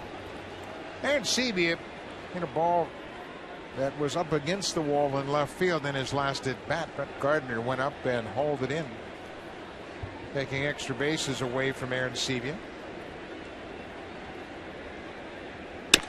On the ground, Jeter to his left, gloves it, spins, fires to first, dug out by Teixeira.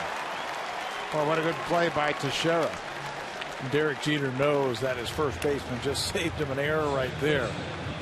Jeter gets to the ball, and his only play is to 360 as he catches it, and it goes right in the dirt. Teixeira does a good job. I mean, he's one of the better first basemen in all of baseball. He gets down and he just picks it clean. Watch how he gets down, he stays down, comes up and picks it cleanly.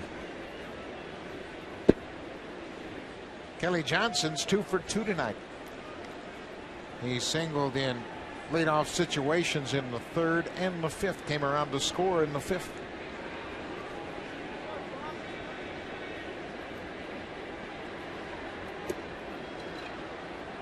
Might pitch to him a little bit more carefully here in the sixth inning. Sabathia will attack you. He'll challenge you with fastballs and make you hit your way on. He is not going to. Kelly Johnson hit his way on. Got a breaking ball that stayed out over the middle of the plate. He is 3 for 3 against Sabathia. He's not going to fall behind and walk you. He will challenge you, make you hit your way on, and that's exactly what Johnson does. This time gets a breaking ball out over the middle of the plate, stays right in there on it. Doesn't open up, just right back where it came from. This time it's a 1-out single for Kelly Johnson. Back to Mike McCoy, top of the order. There goes Johnson. The hit and run was on, and McCoy fouls it off the fence outside of first. That's what the Blue Jays did a lot of early in the season. They had a little bit more team speed at the time with Rajay Davis on the team. Corey Patterson was here. And now with those two, one on the DL and the other one traded, they just haven't been able to steal the bases and cause the havoc like they did earlier in the year. It's certainly been a big part of baseball. It's had a resurgence over the last couple of years. A stolen base, the hit and run, especially against tough pitchers like Sabathia, Justin Verlander, John Lester, those guys that aren't going to give up an awful lot of runs. You've got to figure a way to scratch runs out. You know what you can't do, I think, is just sit back and just take it on the chin and let them just mow you down. You got to put up a fight and do something. John Farrell knows that. He's perfect opportunity to hit run on that first pitch. They just couldn't execute it. McCoy shows bunt and takes a strike.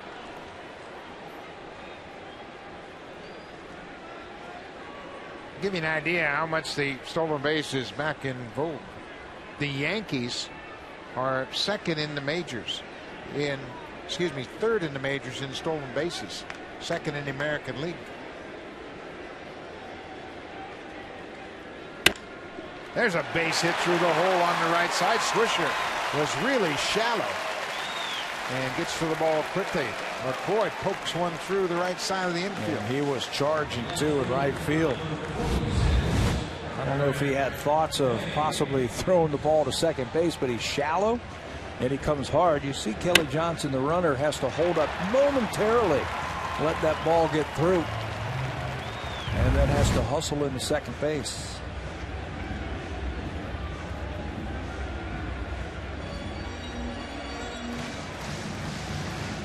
That's the 10th hit that Sabathia has allowed here tonight. Mike McCoy has 3 hits. Kelly Johnson has 3 hits. 6th time this year that Sabathia has given up 10 hits in a start.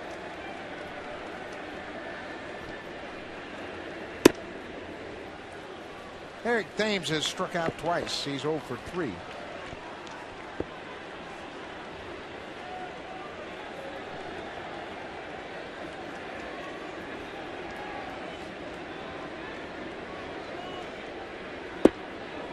That breaking ball has given him fits tonight.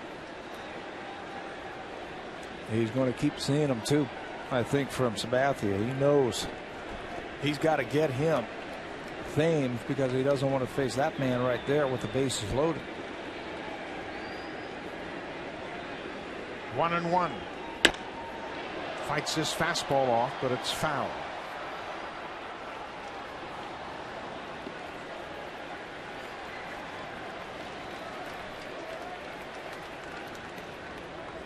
Yankees lead the season series 10-5 over the Blue Jays.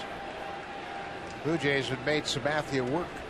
He's thrown 113 pitches. There's another strike with a breaking ball. Thames is down on strikes for a 3rd time.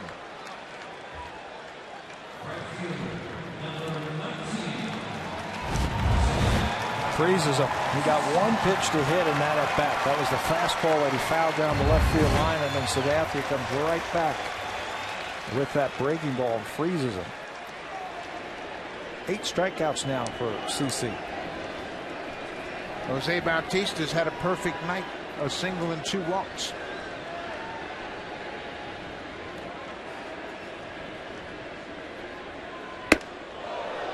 There's that same pattern. Run that fastball upstairs and then go soft.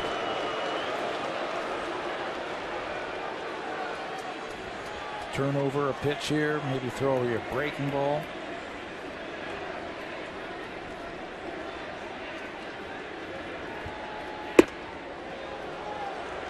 Back-to-back fastballs, but both out of the zone.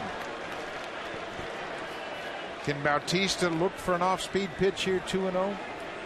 Might not be a bad idea. It's just the feel he has and the knowledge that he has facing CC Sabathia. There it is. Change-up. And he had a home run swing. Pulls the string just a little bit and has him way out in front.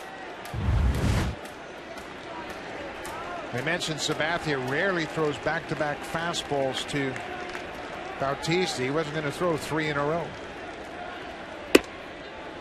Upstairs. Now, if the pattern stays the same, he's going to throw him a changeup.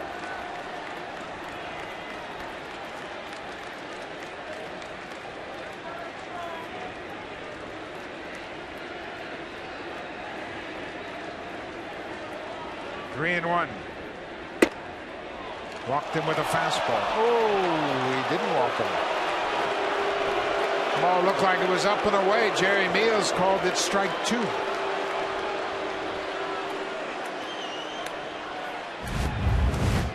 You can see from pitch tracks that it might have been out of the strike zone. Bautista certainly thought it was. 3-2, 2 outs. The runners will be off on the pitch. Johnson from second, McCoy from first. There they go. Now he walks him. That's 3 walks tonight for Bautista.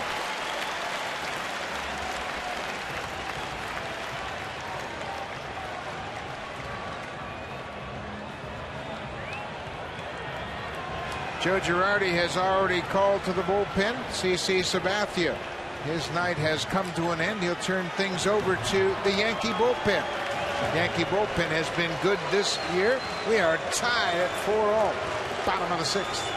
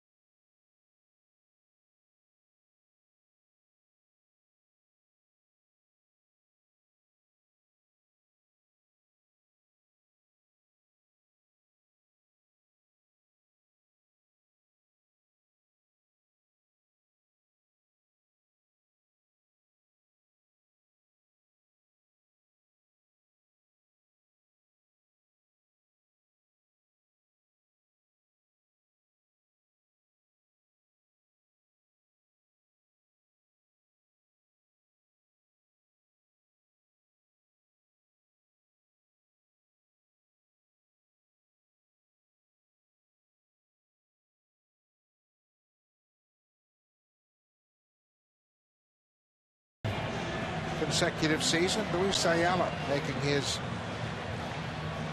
46th start of the season, 46th appearance of the season. He's been good. You see that 180 earned run average by Ayala. That ranks third in the American League in ERA.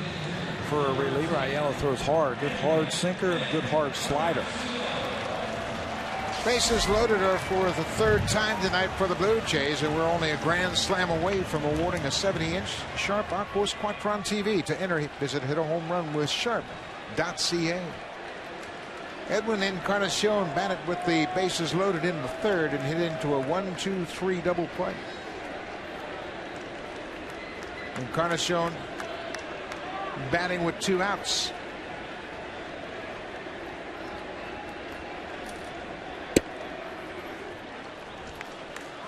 Mentioned the Yankees bullpen has been very good all season long. Ayala's part of that. He's allowed just 8 earned runs in his last 48 innings. It's a 1.50 ERA. His first appearance, he gave up 2 earned runs in 2 innings. Bounced foul. They are first in the American League in relief ERA at 3.06. And then there is Edwin Encarnacion's numbers with the bases loaded. Yankees have done a good job of finding players from other teams and signing them and putting them in their bullpen and having good years. Ayala's one of them. He was signed as a minor league free agent back in February, and then had his contract selected right at the end of spring training. A veteran who's been around. He's pitched for Montreal, Washington, the Mets, Minnesota, Florida, and now the Yankees. But the Yankees can do this. They can bring as many people as they want into camp because they've got deep pockets. Joe Girardi brought in Bartolo Colon, Freddie Garcia, Mark Pryor, just kind of rolling the dice. And wouldn't you know it, Colon and Garcia paid off. 0-2, 2 outs. Upstairs.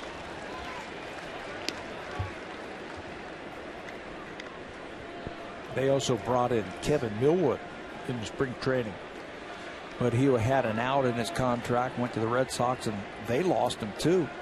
But you're right, they can bring in veterans with track records. Encarnacion stays alive.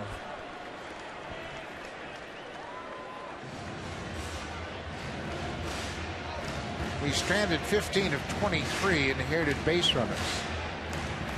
Pretty good average. And right now he's inherited a tough situation, trying to save some runs for CC Sabathia.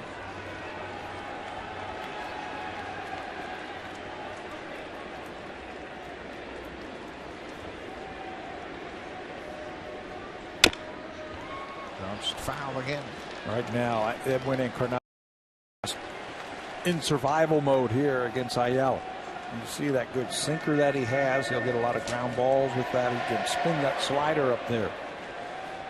Right now, Edwin's just looking for the baseball. If he gets back to that approach you talked about, targeting right center, that could play right into his hands. Center field, but right at Granderson. He hit it hard. Blue Jays will leave the bases loaded again. They have stranded 9 so far in this 4-4 game.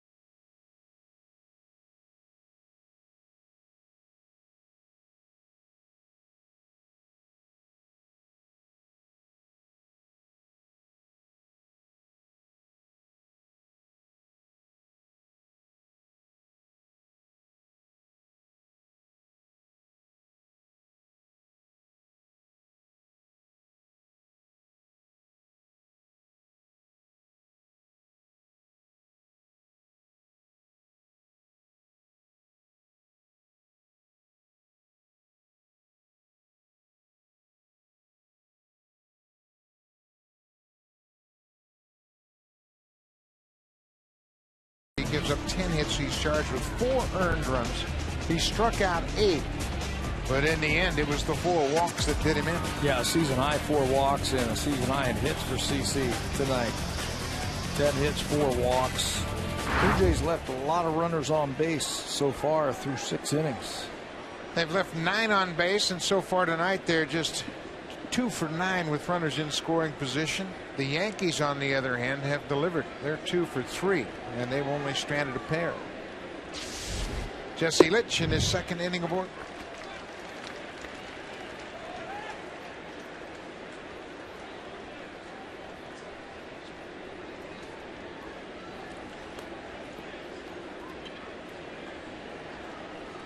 The DH, Jorge Posada.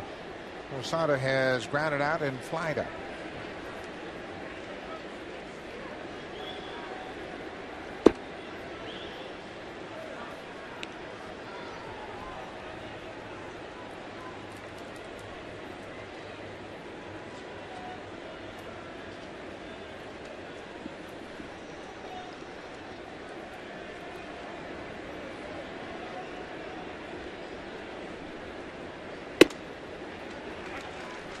One and 2.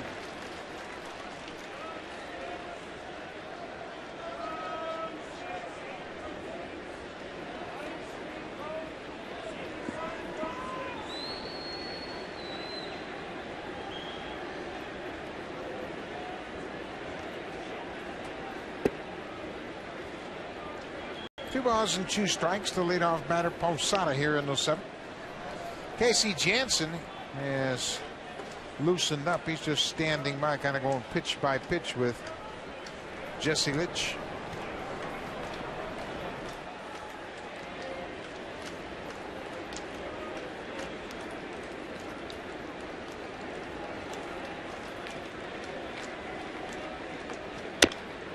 Posada goes after a low pitch. That's a fair ball. Posada is arguing the ball was a foul ball, but Jerry Meals and C.B. Buckner, the first base umpire, indicated fair.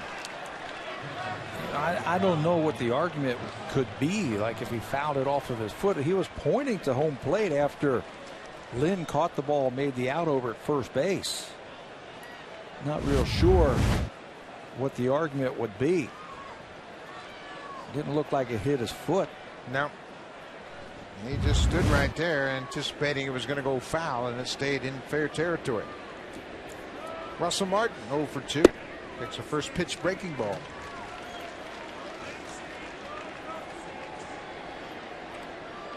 Martin's had a productive season. I'm sure he'd like to see his average higher than 235, but he's hit 17 home runs and driven in 61.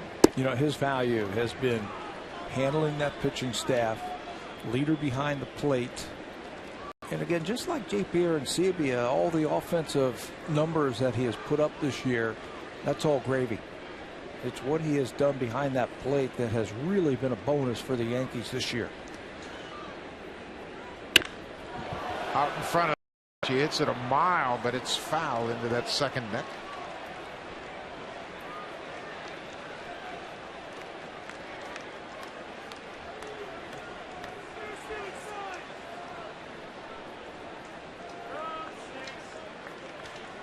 Jesse came in to start the 6th inning.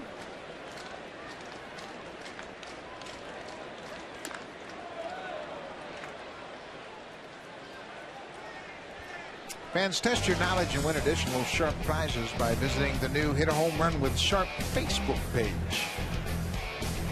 Good crowd on hand here at Rogers Center. 29,323 in attendance for the first of 3 against the Yankees. Final homestand of the year.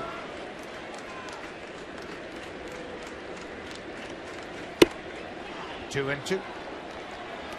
The Angels will come into town Monday for a 4-game series. That'll wrap up the home half of the schedule. Blue Jays then hit the road for Tampa and Chicago. So they'll have a say in who gets into the playoffs. 3 games against the Yankees, 3 games against Tampa Bay. And those 4 games you were just mentioning against the Angels as they try to run down the the Texas Rangers out west. 2-2 out of play. Blue Jays have really had a pretty good year when you consider all the players that have left. Look at Kevin Gregg, Scott Downs, Vernon Wells, Jason Frazier, Sean Markle.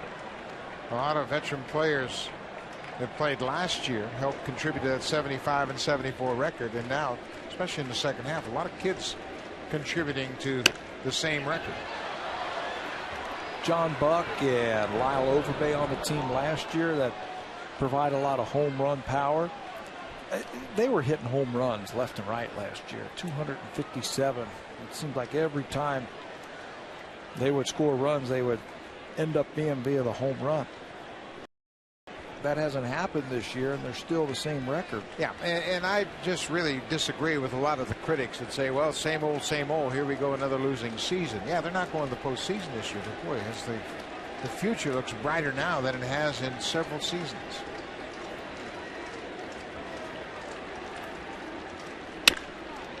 On the ground, Laurie throws out Russell Martin, 2 down. You know, you can just see it on the team from the beginning of this year to now. The athletes that are now on the field, and the future certainly does look bright with people like Laurie and Eric Sebia and Rasmus, Thames, Lowen. Of course, the veterans in Lind and Johnson and Escobar, Bautista for sure. But it's a totally different feel for the team. Yeah. Henderson Alvarez, the 21-year-old starter, will go to the mound tomorrow.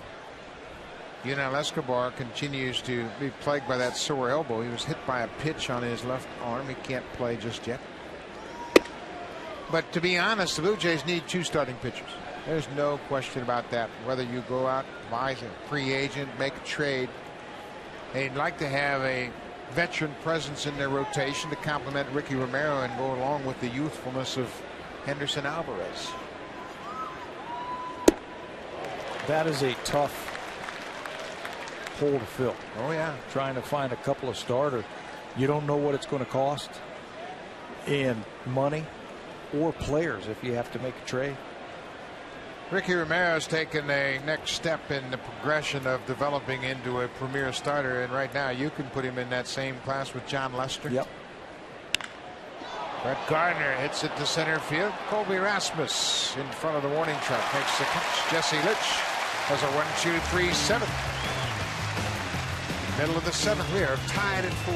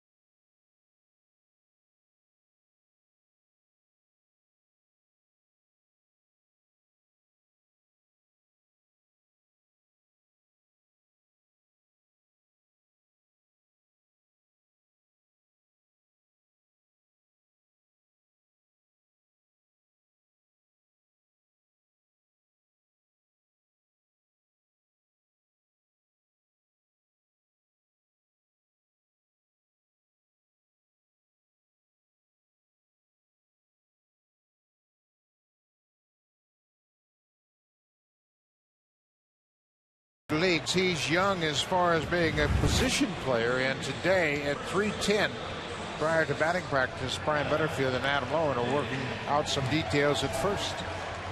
just how to come off the bag, create angles where you're going to throw the ball to second base, gathering yourself over the baseball in the triangle position when you field the ball, how to hold the runners on. I mean, there's so many things that you have to do when you're changing positions, and there's none better than Brian Butterfield to work with. Adam Lowen very anxious to do whatever he can to improve his situation with the ball club. And boy, has he made an impression. Rafael Soriano comes into the game here in the 7th inning. Ayala was given the charge of just getting that final out of the 6th. Soriano was a closer last year for Tampa Bay. He was signed as the 8th inning man here for the Yankees. But now they've been using him in the 7th inning. Spent some time on the DL. And since he's come off the DL, he's pitched 18 innings and he's given up 6 earned runs. It's not the sharp Soriano that we saw last year with Tampa. Soriano signed a 3-year contract. And I'm sure the Yankees were saying, well, one of these days Mariano Rivera is going to slow down. Not yet. No. You show me when. Ball is driven down the left side, and it's going to slice out of play. Every year they say the same thing about Mariano Rivera. Well, that's it. But he just keeps doing it. Just moving right along, if you will. 600 saves now. Came in Tuesday's win in Seattle. Joining Trevor Hoffman as the only pitchers to reach the 600 save plateau. Hoffman has 601. Slow breaking ball. Lynn strikes out.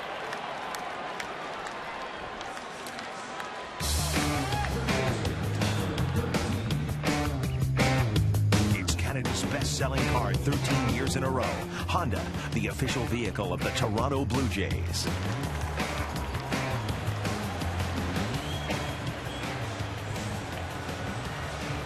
Beautiful night here in Toronto. The CN Tower right next door to Rogers Center. Brett Laurie had an infield single off CC Sabathia. Hit him right in the leg. Sabathia recovered, but not before Laurie passed first base.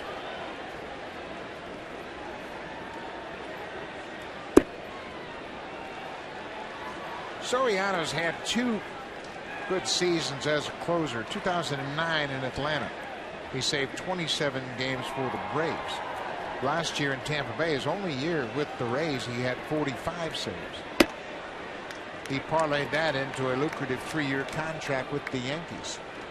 But his previous high in saves before 09, he had 9 with the Braves back in 07. Then he was injured.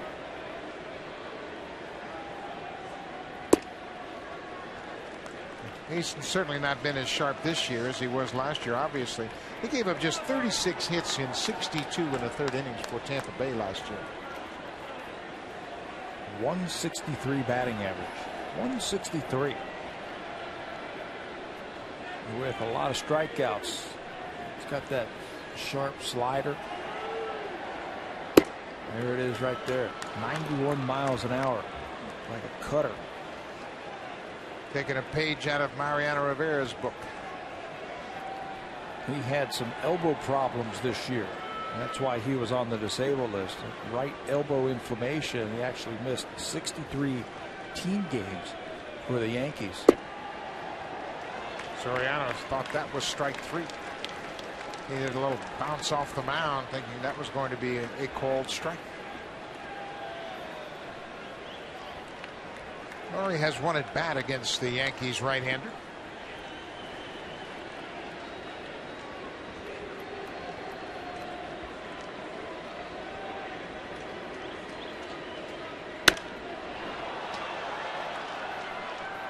That's a pretty good idea how a young hitter has picked up on a pattern. Everything has been away, and Laurie stayed with that pitch, even though it was a cutter off the plate. Yeah, didn't pull off on it, just stayed right with it. I think he has an idea that Soriano is going to work him away. I mean, that's his thing. Stay away. Back out there. Chased a high one. A little extra on the fastball, and Laurie over anxious. Yeah, he missed his spot. And the bad thing for the Blue Jays about this one, this was probably going to be ball 4. And Laurie is a very good base runner. He's yet to be thrown out trying to steal, so you take his speed and not on the bases because of that swinging strike. Colby Rasmus is pleased to see CC Sabathia out of the game. Rasmus struck out twice. He was 0 for 3 against the Yankee left-hander.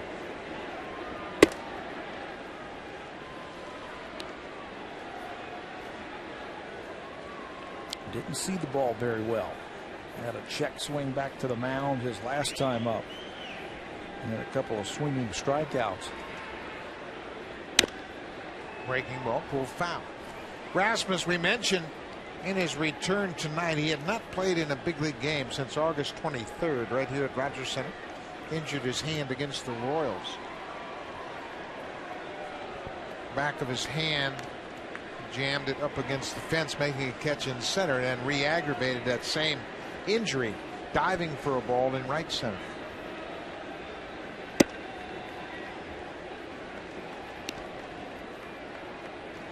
Bottom of the 7th. The Yankees tied it in the 6th on an RBI single to left by Nick Swisher. Swisher's 2nd RBI of the night.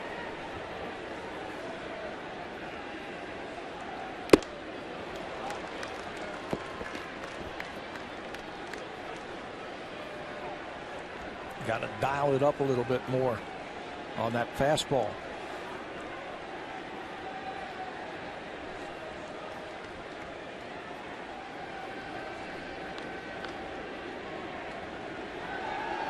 Coming in. He got it right in where he wanted it, and Rasmus fouls it out of play. Soriano has a very slow, deliberate pitching motion, and sometimes that lulls hitter to sleep. And then that ball just jumps on you, kind of catches you off guard. Especially the lefties, where he can cut that fastball right in on your hands. And then he goes with the breaking ball and picks up the strikeout. They'll go to first, and Teixeira steps on the bag. Soriano comes out of the bullpen and strikes out the side in the 7th. Casey Jansen will come on when we come back. He'll work the top of the 8th.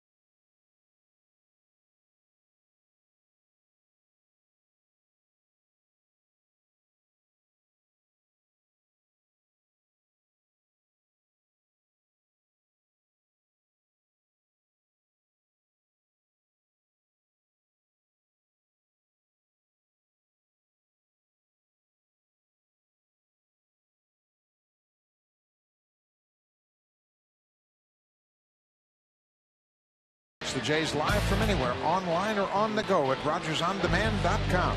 Robinson Cano smokes a ball into the right field corner as he gets it by Lynn, and he's going to pick on the wrong guy. Bautista picks it up quickly and throws a strike to second base. His 12th outfield assist as he nails Cano at second. Mike McCoy, good job also by throwing that glove right in the dirt to get Cano. Anytime you can keep a Yankee base runner out of scoring position, that's a good thing. Bautista showing off the arm in right field tonight. New pitcher for the Blue Jays will be Casey Jansen. Jesse Litch goes 2 innings. He allowed 2 hits and a single run. That was the tying run. Nick Swisher delivered a opposite field base hit to left. Jansen's had some season. Casey Jansen making his 49th appearance of the season. ERA just over 2. He also had a 16 2/3 innings pitched without allowing a run at one point this year. That was snapped on August the 30th. Jansen has come in and he's done a great job throwing strike after strike. Picked up that little bit of a cut fastball that's really opened up his success this year. Boy, how many times have we said that about a pitcher? Boy, he's added a cutter this year, and it's made a big difference. Yep. Just a different wrinkle. And the thing about that with Jansen, his ability to command it to the outside part of the plate and the inside part of the plate, to both lefties and righties. It has really been a weapon for him against left-handed batters this year. Derek Jeter can't figure him out. Jeter is 0 for 11 against Casey Jansen.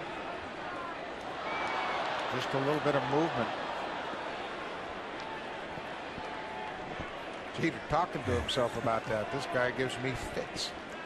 Probably upset that he swung at that 2-0 pitch. It looked like it might have been out of the strike zone.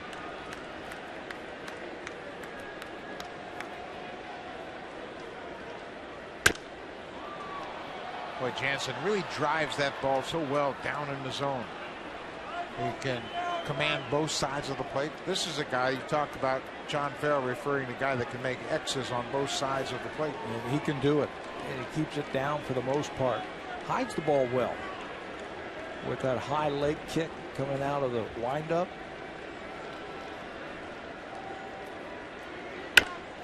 Jeter on the ground. Kelly Johnson is there. First out of the 8th. We'll talk about the AA playoffs. The series is tied at 1 game apiece. They're playing in Richmond tonight. New Hampshire scored 5 runs in the 6th inning to take a 5-1 lead. Then Richmond scored a run in the bottom of the 6th. Mike McDade with 2 hits tonight.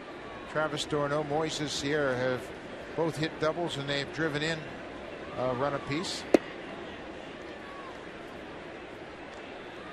That's a 5-game series, and New Hampshire would take the 2-1 lead. All 3 of those games tonight and 2 more at Richmond to finish off the Eastern League. Curtis Granderson pops it up. Lowry called for it. McCord calls him off and makes 2 outs. The Howard Webster Award winners. It's the award for excellence at each of the minor league teams. It's the MVPs of their respective team. David Cooper had a terrific season in AAA. He won the batting crown for the PCO. Travis d'Ormeaux hit over 300 in AA. A.J. Jimenez, he's a catcher at the Florida State League as well at Dunedin. Those players are going to be honored over the weekend here. d'Ormeaux was the MVP of the Eastern League. What a year he put together. And depending on how far that series goes in the Eastern League, they should be here to accept their awards.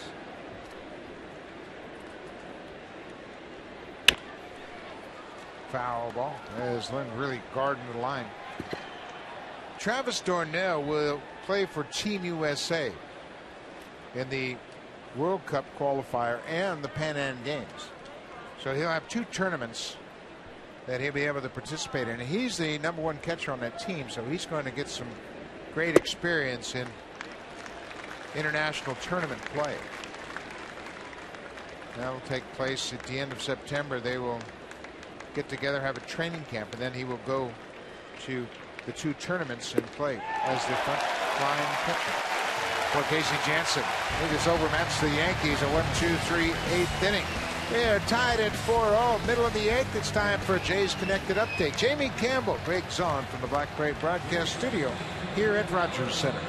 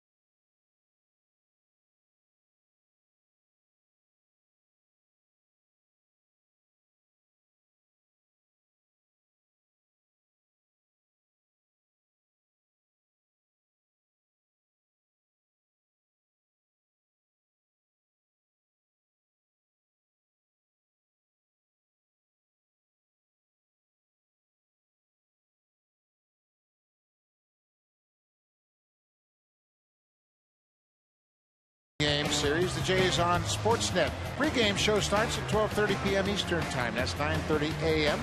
Pacific Time. You look at Bartolo Colon for the Yankees and 21-year-old Henderson Alvarez looking for his second big league win. Right here on Rogers Sportsnet. We mentioned the Yankees bullpen and how effective it has been this year. Rafael Soriano struck out the side in the 7th inning, and now David Robertson, arguably the best relief pitcher in all of baseball this year. Yeah, take a look at those numbers. A 116 earned run average. That's the lowest among American League relievers. 95 strikeouts for Robertson this year. That is also leading American League relievers. You add him and Soriano with Mariano Rivera, and you can see why their earned run average is the best in the American League from the relievers. He's got a good hard cut fastball, good overhand curveball.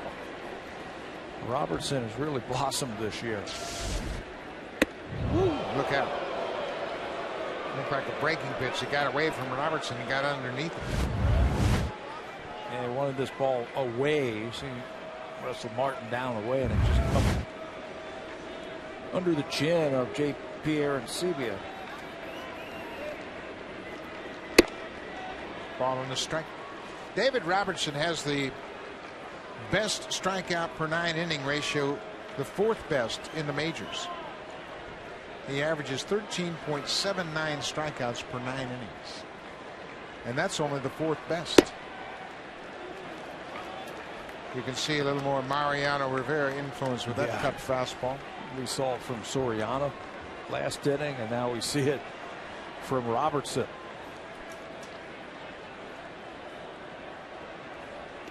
There's that good hard curveball. Boy, he's got one of the best curveballs in baseball. You can see he's apologizing to Russell Martin. He overcooked that hook. Held on to it just a little bit too long.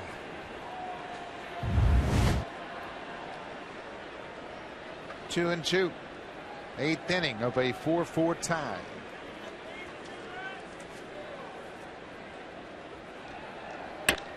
Arancibia rips it down the left field line. Granderson over getting it. Arancibia is headed for second. The throw is offline, and JP has a leadoff double. Gardner has a lot of assists, but unless he can really set up, we've seen him make 2 bad throws tonight, and that was a bad throw offline. When he has to move left or right, he's just not as accurate as he is when he's coming straight in. This ball is hooked down the left field line by Arancibia.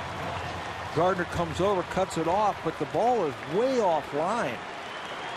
Jeter has to cut it off, and by then it's too late as Arancibia doubles to lead off the 8th inning. So JP gets congratulations for starting the inning. Gardner's throw was to the outfield side of second. Dwayne Wise comes off the bench as a pinch runner. Kelly Johnson, he's had a 3-hit night here tonight. Shows bunt, pulls the bat back.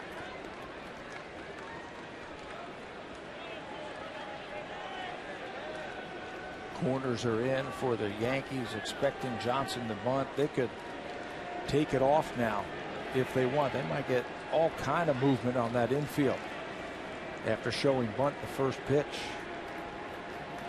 Squares again. This time he bunts it foul.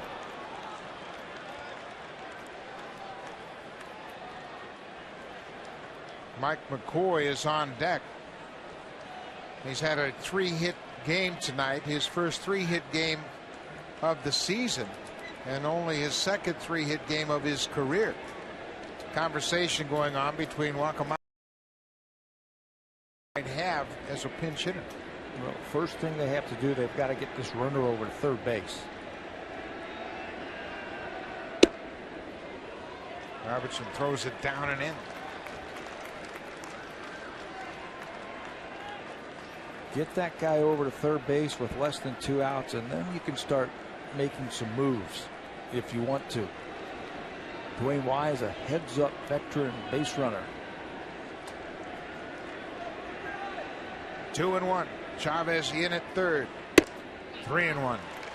Robertson can't throw a strike. David Cooper has put on a helmet. He's going to the bat rack.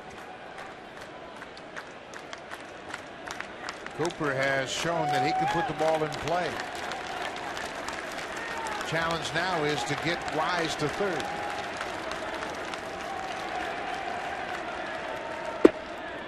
There's a walk. Now you might leave McCoy up there and let him bunt. Joe Girardi going out to the mound here.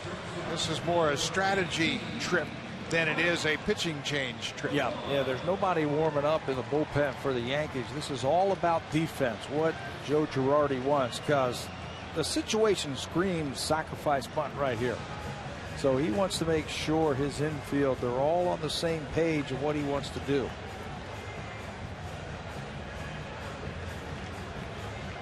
You don't necessarily have to put the wheel play on to get that runner at second base.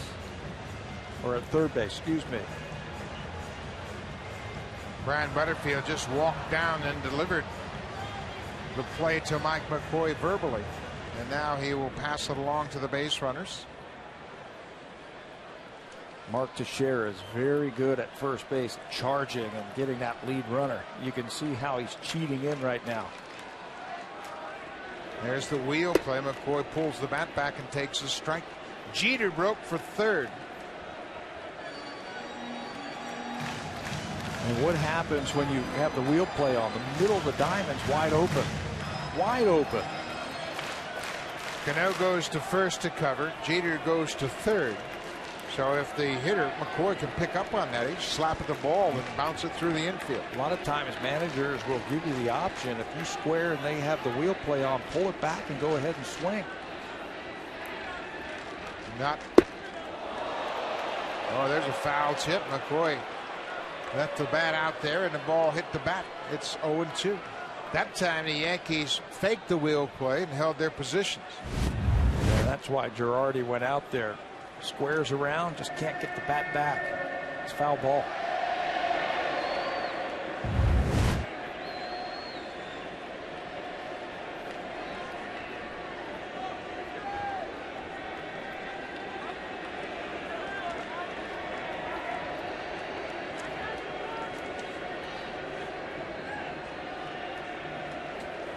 McCoy squares again, takes strike three.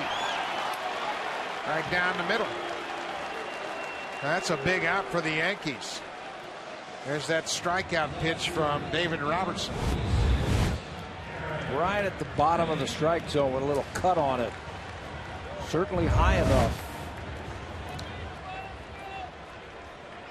The Yankees have the expanded bullpen. The right-hander is Scott Proctor, the veteran. Left-hander is Aaron Laffey. Laffey was picked up by the Yankees from Seattle on waivers. Eric Thames.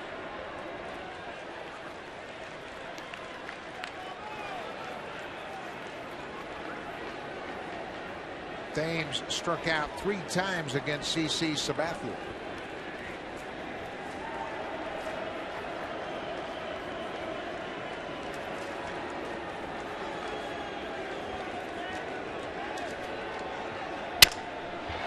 Ground ball. Cano quickly to Jeter at second, back to first. It's a high throw. Kelly Johnson really bearing down on second base. Got right on top of Derek Jeter, and he threw a high throw to first. Pulled Teixeira off the bat. But it's a throw from Cano that really takes Jeter out of the way. You see it messes up the timing a little bit where he has to reach for it and still keep his foot on the bag. Throw a little bit high from Cano, pulls Jeter. The timing messed up. He throws wildly, and the inning stays alive. And that'll bring Jose Bautista to the plate. Perfect night. A single and 3 walks, and they're going to put him on. How about this? Now you've got a chance to use David Cooper if you want. Yep. And that's why they have Laffey up, the left-hander. Edwin Encarnacion has had the bases loaded a couple times tonight. And this is the right play. You pick a guy out in your lineup that you're facing and you say, I don't want this guy to beat me.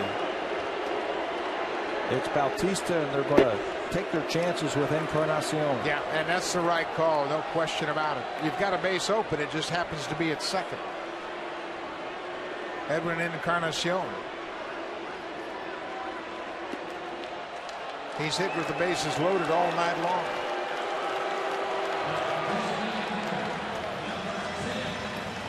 Now the bases loaded are loaded, and the bases are loaded. We're only a grand slam away from awarding a 70-inch Sharp Aquas Quattron TV. To enter, does it hit a home run with Sharp.ca. 4-4 game, bottom of the 8th inning, 2 outs.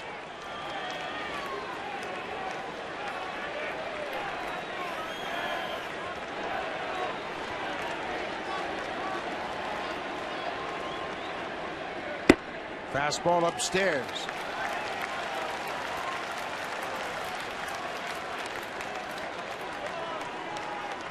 Blue Jays have had a ton of opportunities tonight.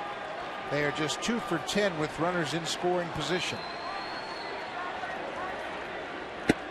Another high fastball. How many times have you seen it in baseball after the intentional walk? That pitcher misses the first couple pitches to the next batter. Now you can keyhole him right here and take a mighty cut. That he did. He wasn't half stepping. He wasn't trying to just massage a ball to right field. He was trying to pull it into fifth deck. Look at this. He uncorks on that fastball. Okay, that was the one to get loose. Yeah. Now you go back to driving the ball. 2-1, 2 outs, bases loaded. Another good swing. Blue Jays have stranded 9 so far in this game, and they are tied 4-4.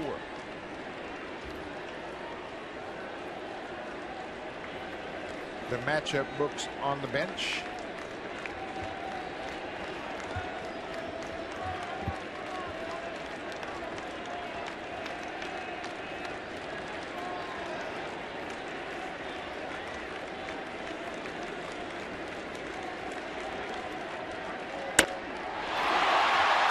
Driven into right, Swisher on the warning track, hauls it in, and again leave the bases loaded.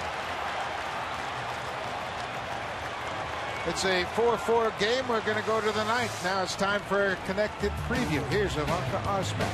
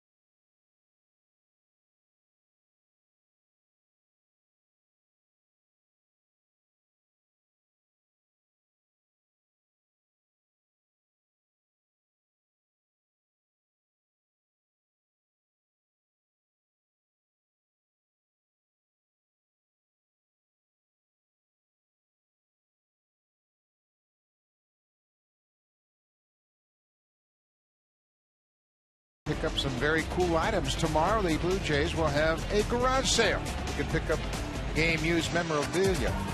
Great deals on Blue Jays items, game-used items, and autograph items. Section 127. Tomorrow, 11 a.m. till the last out. Call Blue Jays for more details at 416-341-1234. Log on to BlueJays.com or stop by most Rogers Plus locations. The Blue Jays garage sale.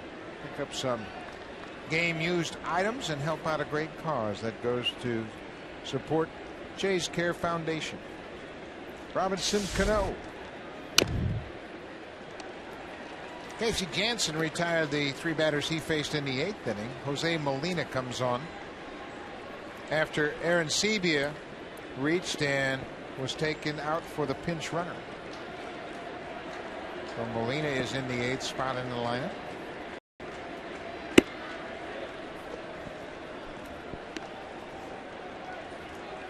Another good night for Robinson Cano. Another good season for Robinson Cano. 3 consecutive seasons with 40 doubles, 25 homers, 100 RBIs. Doesn't happen a lot. Puts him in a pretty good class. Robinson Cano is one of the all-timers as far as power, average. And when you think about Yankees, he has had some of the best seasons ever for a Yankees second baseman. Well, that thing we were just talking about, the 40 doubles, 25 homers, 100 RBIs, is only the 3rd player in Yankee history to do that. Lou Gehrig did it, and Don Mattingly did it. 3 straight years of 40, 25, and 100. Now that's pretty special.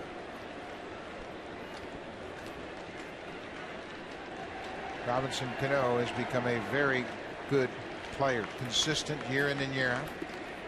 A little surprised by his defense this year. He's committed 9 errors after winning his first Gold Glove last year. Boy, he does a good job of laying off that pitch. Dale Scott said no swing down at 3rd. That was a tough pitch. Yeah, the overhand curveball from Jansen. He's got weapons to use. Converted starter, a fastball. He's got that cutter, a little bit of curveball, and he comes right after you. And he really sets the tempo from that mound every at bat. Ties up Cano. That long run for Laurie and foul ground. He can't get there. They play Cano to pull. Laurie was about at straightaway shortstop when that ball was popped into the air. Even with his great speed, he couldn't cover the ground. Right side is really guarding the line, and you can see where Laurie is. They're bunched in the middle of the left side of the infield. Also, but just can't get there. So Cano stays alive. It's another full count pitch.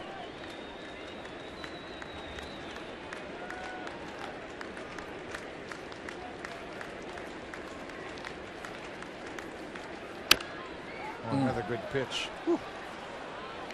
Takes a good hitter to foul that ball off. Jansen has been painting against lefties all season long, and look where this one is. Somehow Cano is able to fight that one off.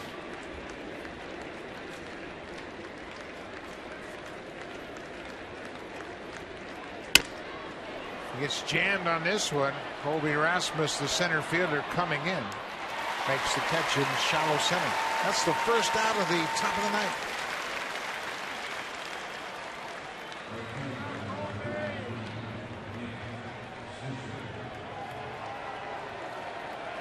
Jansen had some information for Brett Laurie about how he was going to attack Nick Swisher. Laurie is still about in the same position he was with Cano at the plate.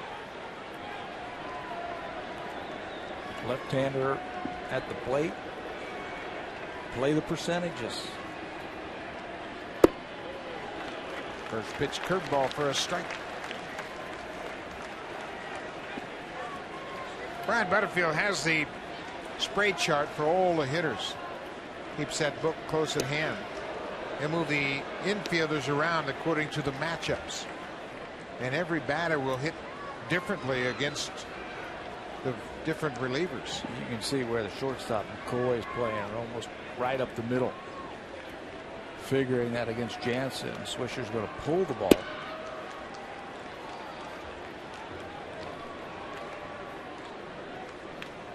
Casey's got a good fastball. He hasn't pitched since last Sunday. He's had a few days off.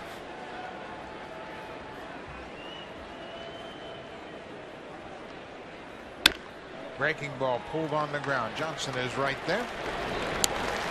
2 outs here in the ninth.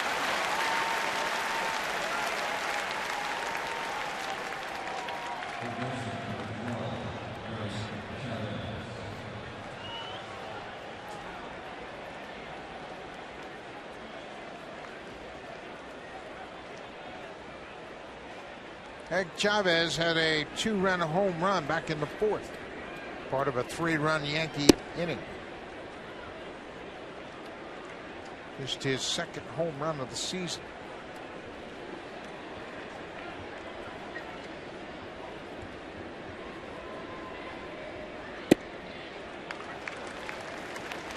Well, Jansen makes it so easy on himself because he can command all of his pitches and he can throw anything to get back into the count.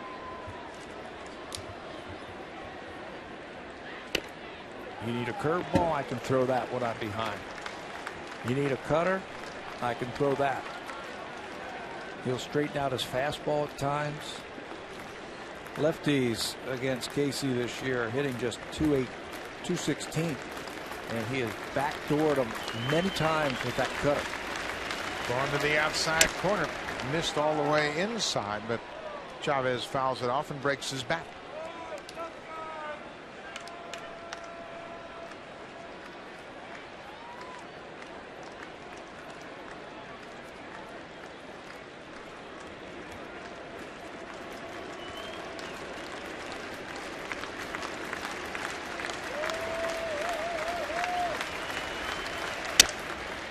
Another broken bat. One hopper to second. Casey Jansen has retired all 6 batters he's faced. Adam Lind drove in 3 runs in the 5th. He'll be followed by Brett Laurie. Colby Erasmus. Bottom of the 9th.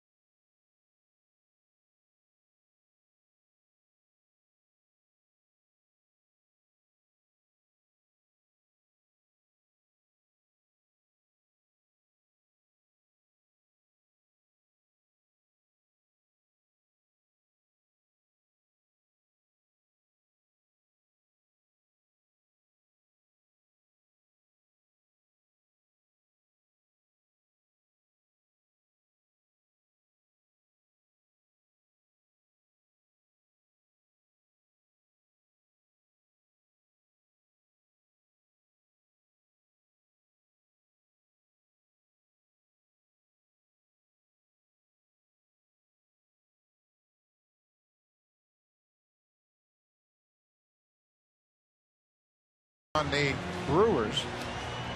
That's a tough one. Boone Logan, left-hander, on to face Adam Lind, and Logan is in a matchup situation. Lind is 0 for 10 against the Yankee left-hander, and Lynn will start the bottom of the ninth. Another big arm out of that bullpen for the Yankees. You see his strikeout to walk ratio. It's almost 4-1. And he's been on a roll also. His last 19 appearances, Boone Logan's only given up 2 earned runs. So the matchup that Joe Girardi wants to lead off the bottom of the ninth inning is left on left against Adam Lynn.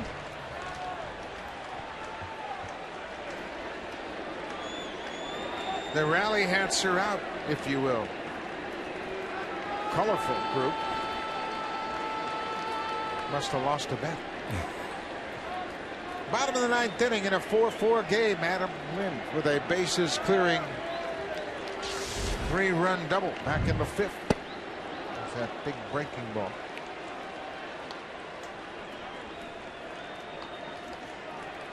Brett Lawrie is on deck. Lawrie is 1 for 4 with a pair of strikeouts tonight. Colby Erasmus scheduled to hit 3rd.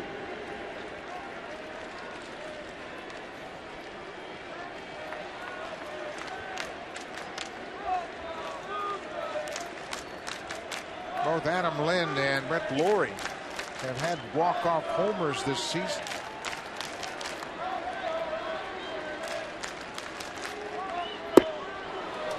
Tough pitch. Adams had so much movement in his approach at the plate in the second half of the season. It's created problems, and it's really magnified when he's facing a left-hander with a good breaking ball like Logan. The front side really leaves on him. It opens up as he starts floating towards the mound. He needs to stay back. He is at his best against left-handers. I remember earlier in the year he would just take him and just shoot him to left center field. He is at his best when he is thinking the other way, I think, against left-handed pitching.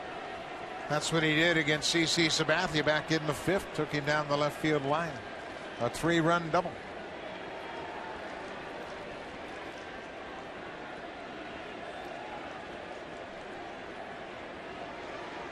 Two and 2. Bounced in the dirt. June 14th, Adam Lynn against Koji Uehara. A walk-off home run just inside a foul pole off the 4th deck in right. He was really swinging the bat great at that point. Full count. Hammered down the right field line. This ball is a fair ball off the wall. Swisher comes and plays it off the wall, and Lynn starts off the inning with a double. Boone left that ball on the inner half of the plate, and Lynn didn't miss it. If you're thinking the other way against a left-handed pitcher and he hangs a pitch like this, your eyes are going to light up and you're going to hit it hard. They wanted to go away. He misses his spot. It's up, and this ball comes just a couple of feet from going out on a line down the right field line. Watch where it hits, about halfway up. Boom. Swisher gets over there, but he just can't get enough on the ball. Brett Lawrie batting with the winning run at second. Adam Lowen has come off the bench to pinch run for Adam Lynn. Lynn, his second double of the night, and a big hit off a tough lefty. His first hit in 11 at-bats against Boone Logan. And he stayed right in there on him, too. I don't think they're going to give Brett Lawrie a chance to swing the bat here. They're going to put him on. Interesting that they would put him on with nobody out. Joe Girardi with the left-hander Colby Erasmus on deck. Won't even give anything to Brett Lawrie to hit. And now John Farrell will have some options here with Rasmus. Might have him pinch, sacrifice bunt. Well, there's a lot of options now. First and second, nobody out. Bottom of the ninth, the winning run at second base. Rory with the intentional walk. Lefty on lefty, Colby Erasmus. last time, remember, just last inning, first two batters got on base. They tried to sacrifice. They put the wheel play on the first pitch and then took it off and had the conventional bunt play. Let's see what they do here with Rasmus.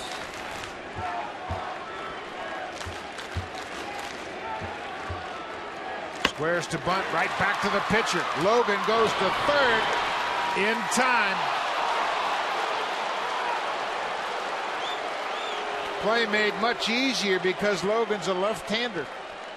That ball hit right back to the mound. Not a good bunt at all. Yeah, anywhere where you have to make the pitcher move, and they would have had the runner at third base, because you can see how close it is with Lowen running. Ball on about 2 bounces right back to the mound. If he makes Logan move left or right, he's going to give up that runner at third base and get the out over at first. Chavez does a good job retreating to the bag at third.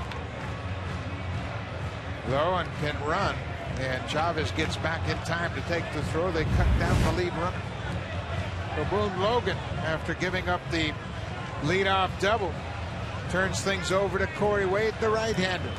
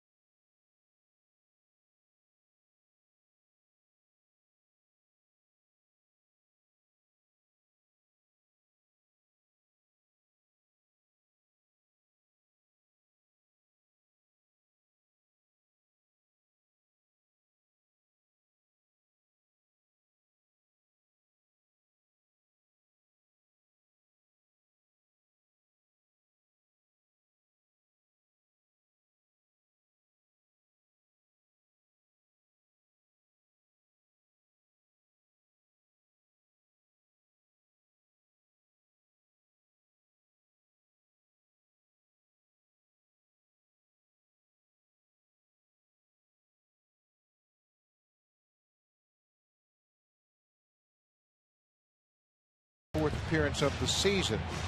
Wade's a control specialist. He doesn't walk many guys, and he's had another good season. He's on now to pitch to Jose Molina, who came in top half of the inning defensively, taking over behind the plate. His 33rd appearance, his last one, he was on the mound when Seattle had a walk-off home run in the 12th inning. That was on Wednesday. Fastball, good curveball from Corey Wade. I want to throw something out at you right here. He just comes into the game, and there's all these maneuvers going on and thoughts and everything like that. What about first pitch, double steal? Put the pressure on the Yankees. Put the pressure on Corey Wade. He doesn't think about it. You can see John Farrell was hollering out instructions to Brian Butterfield, but they have guys that can run. Laurie hasn't been caught running. He is 7 for 7 in steals. Colby Rasmus can get a big lead at first with Teixeira way off the bag. Jose Molina, obviously he's an easy mark for a double play if he hits it on the ground. And that's why I'm thinking, put the pressure on. Maybe Wade concentrates a little bit too much on Molina. You catch him napping a little bit, and you get those runners in the scoring position. First pitch, breaking ball for a strike. Robinson Cano knows exactly what's up in this situation. He's standing right behind Brett Laurie at second and jockeying behind him to make sure Laurie doesn't get a big lead and a jump. Jose Molina is first at bat of the night.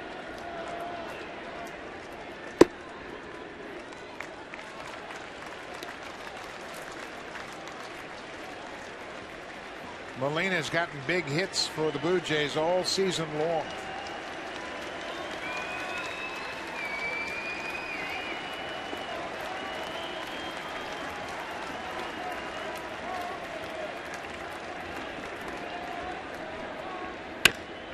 Drives this ball to the gap. Anderson is not going to get it. Molina wins it. A walk-off hit to right center. Laurie comes in. The Blue Jays win it 5-4.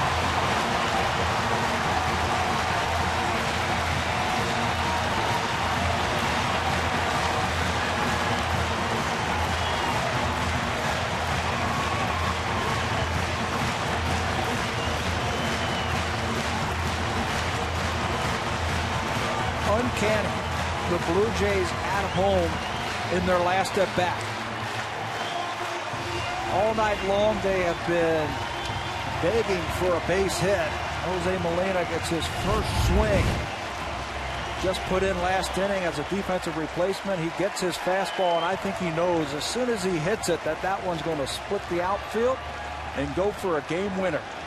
They were playing him to right center field, but he just hit it too hard and too far for Granderson to run it down. Jays win.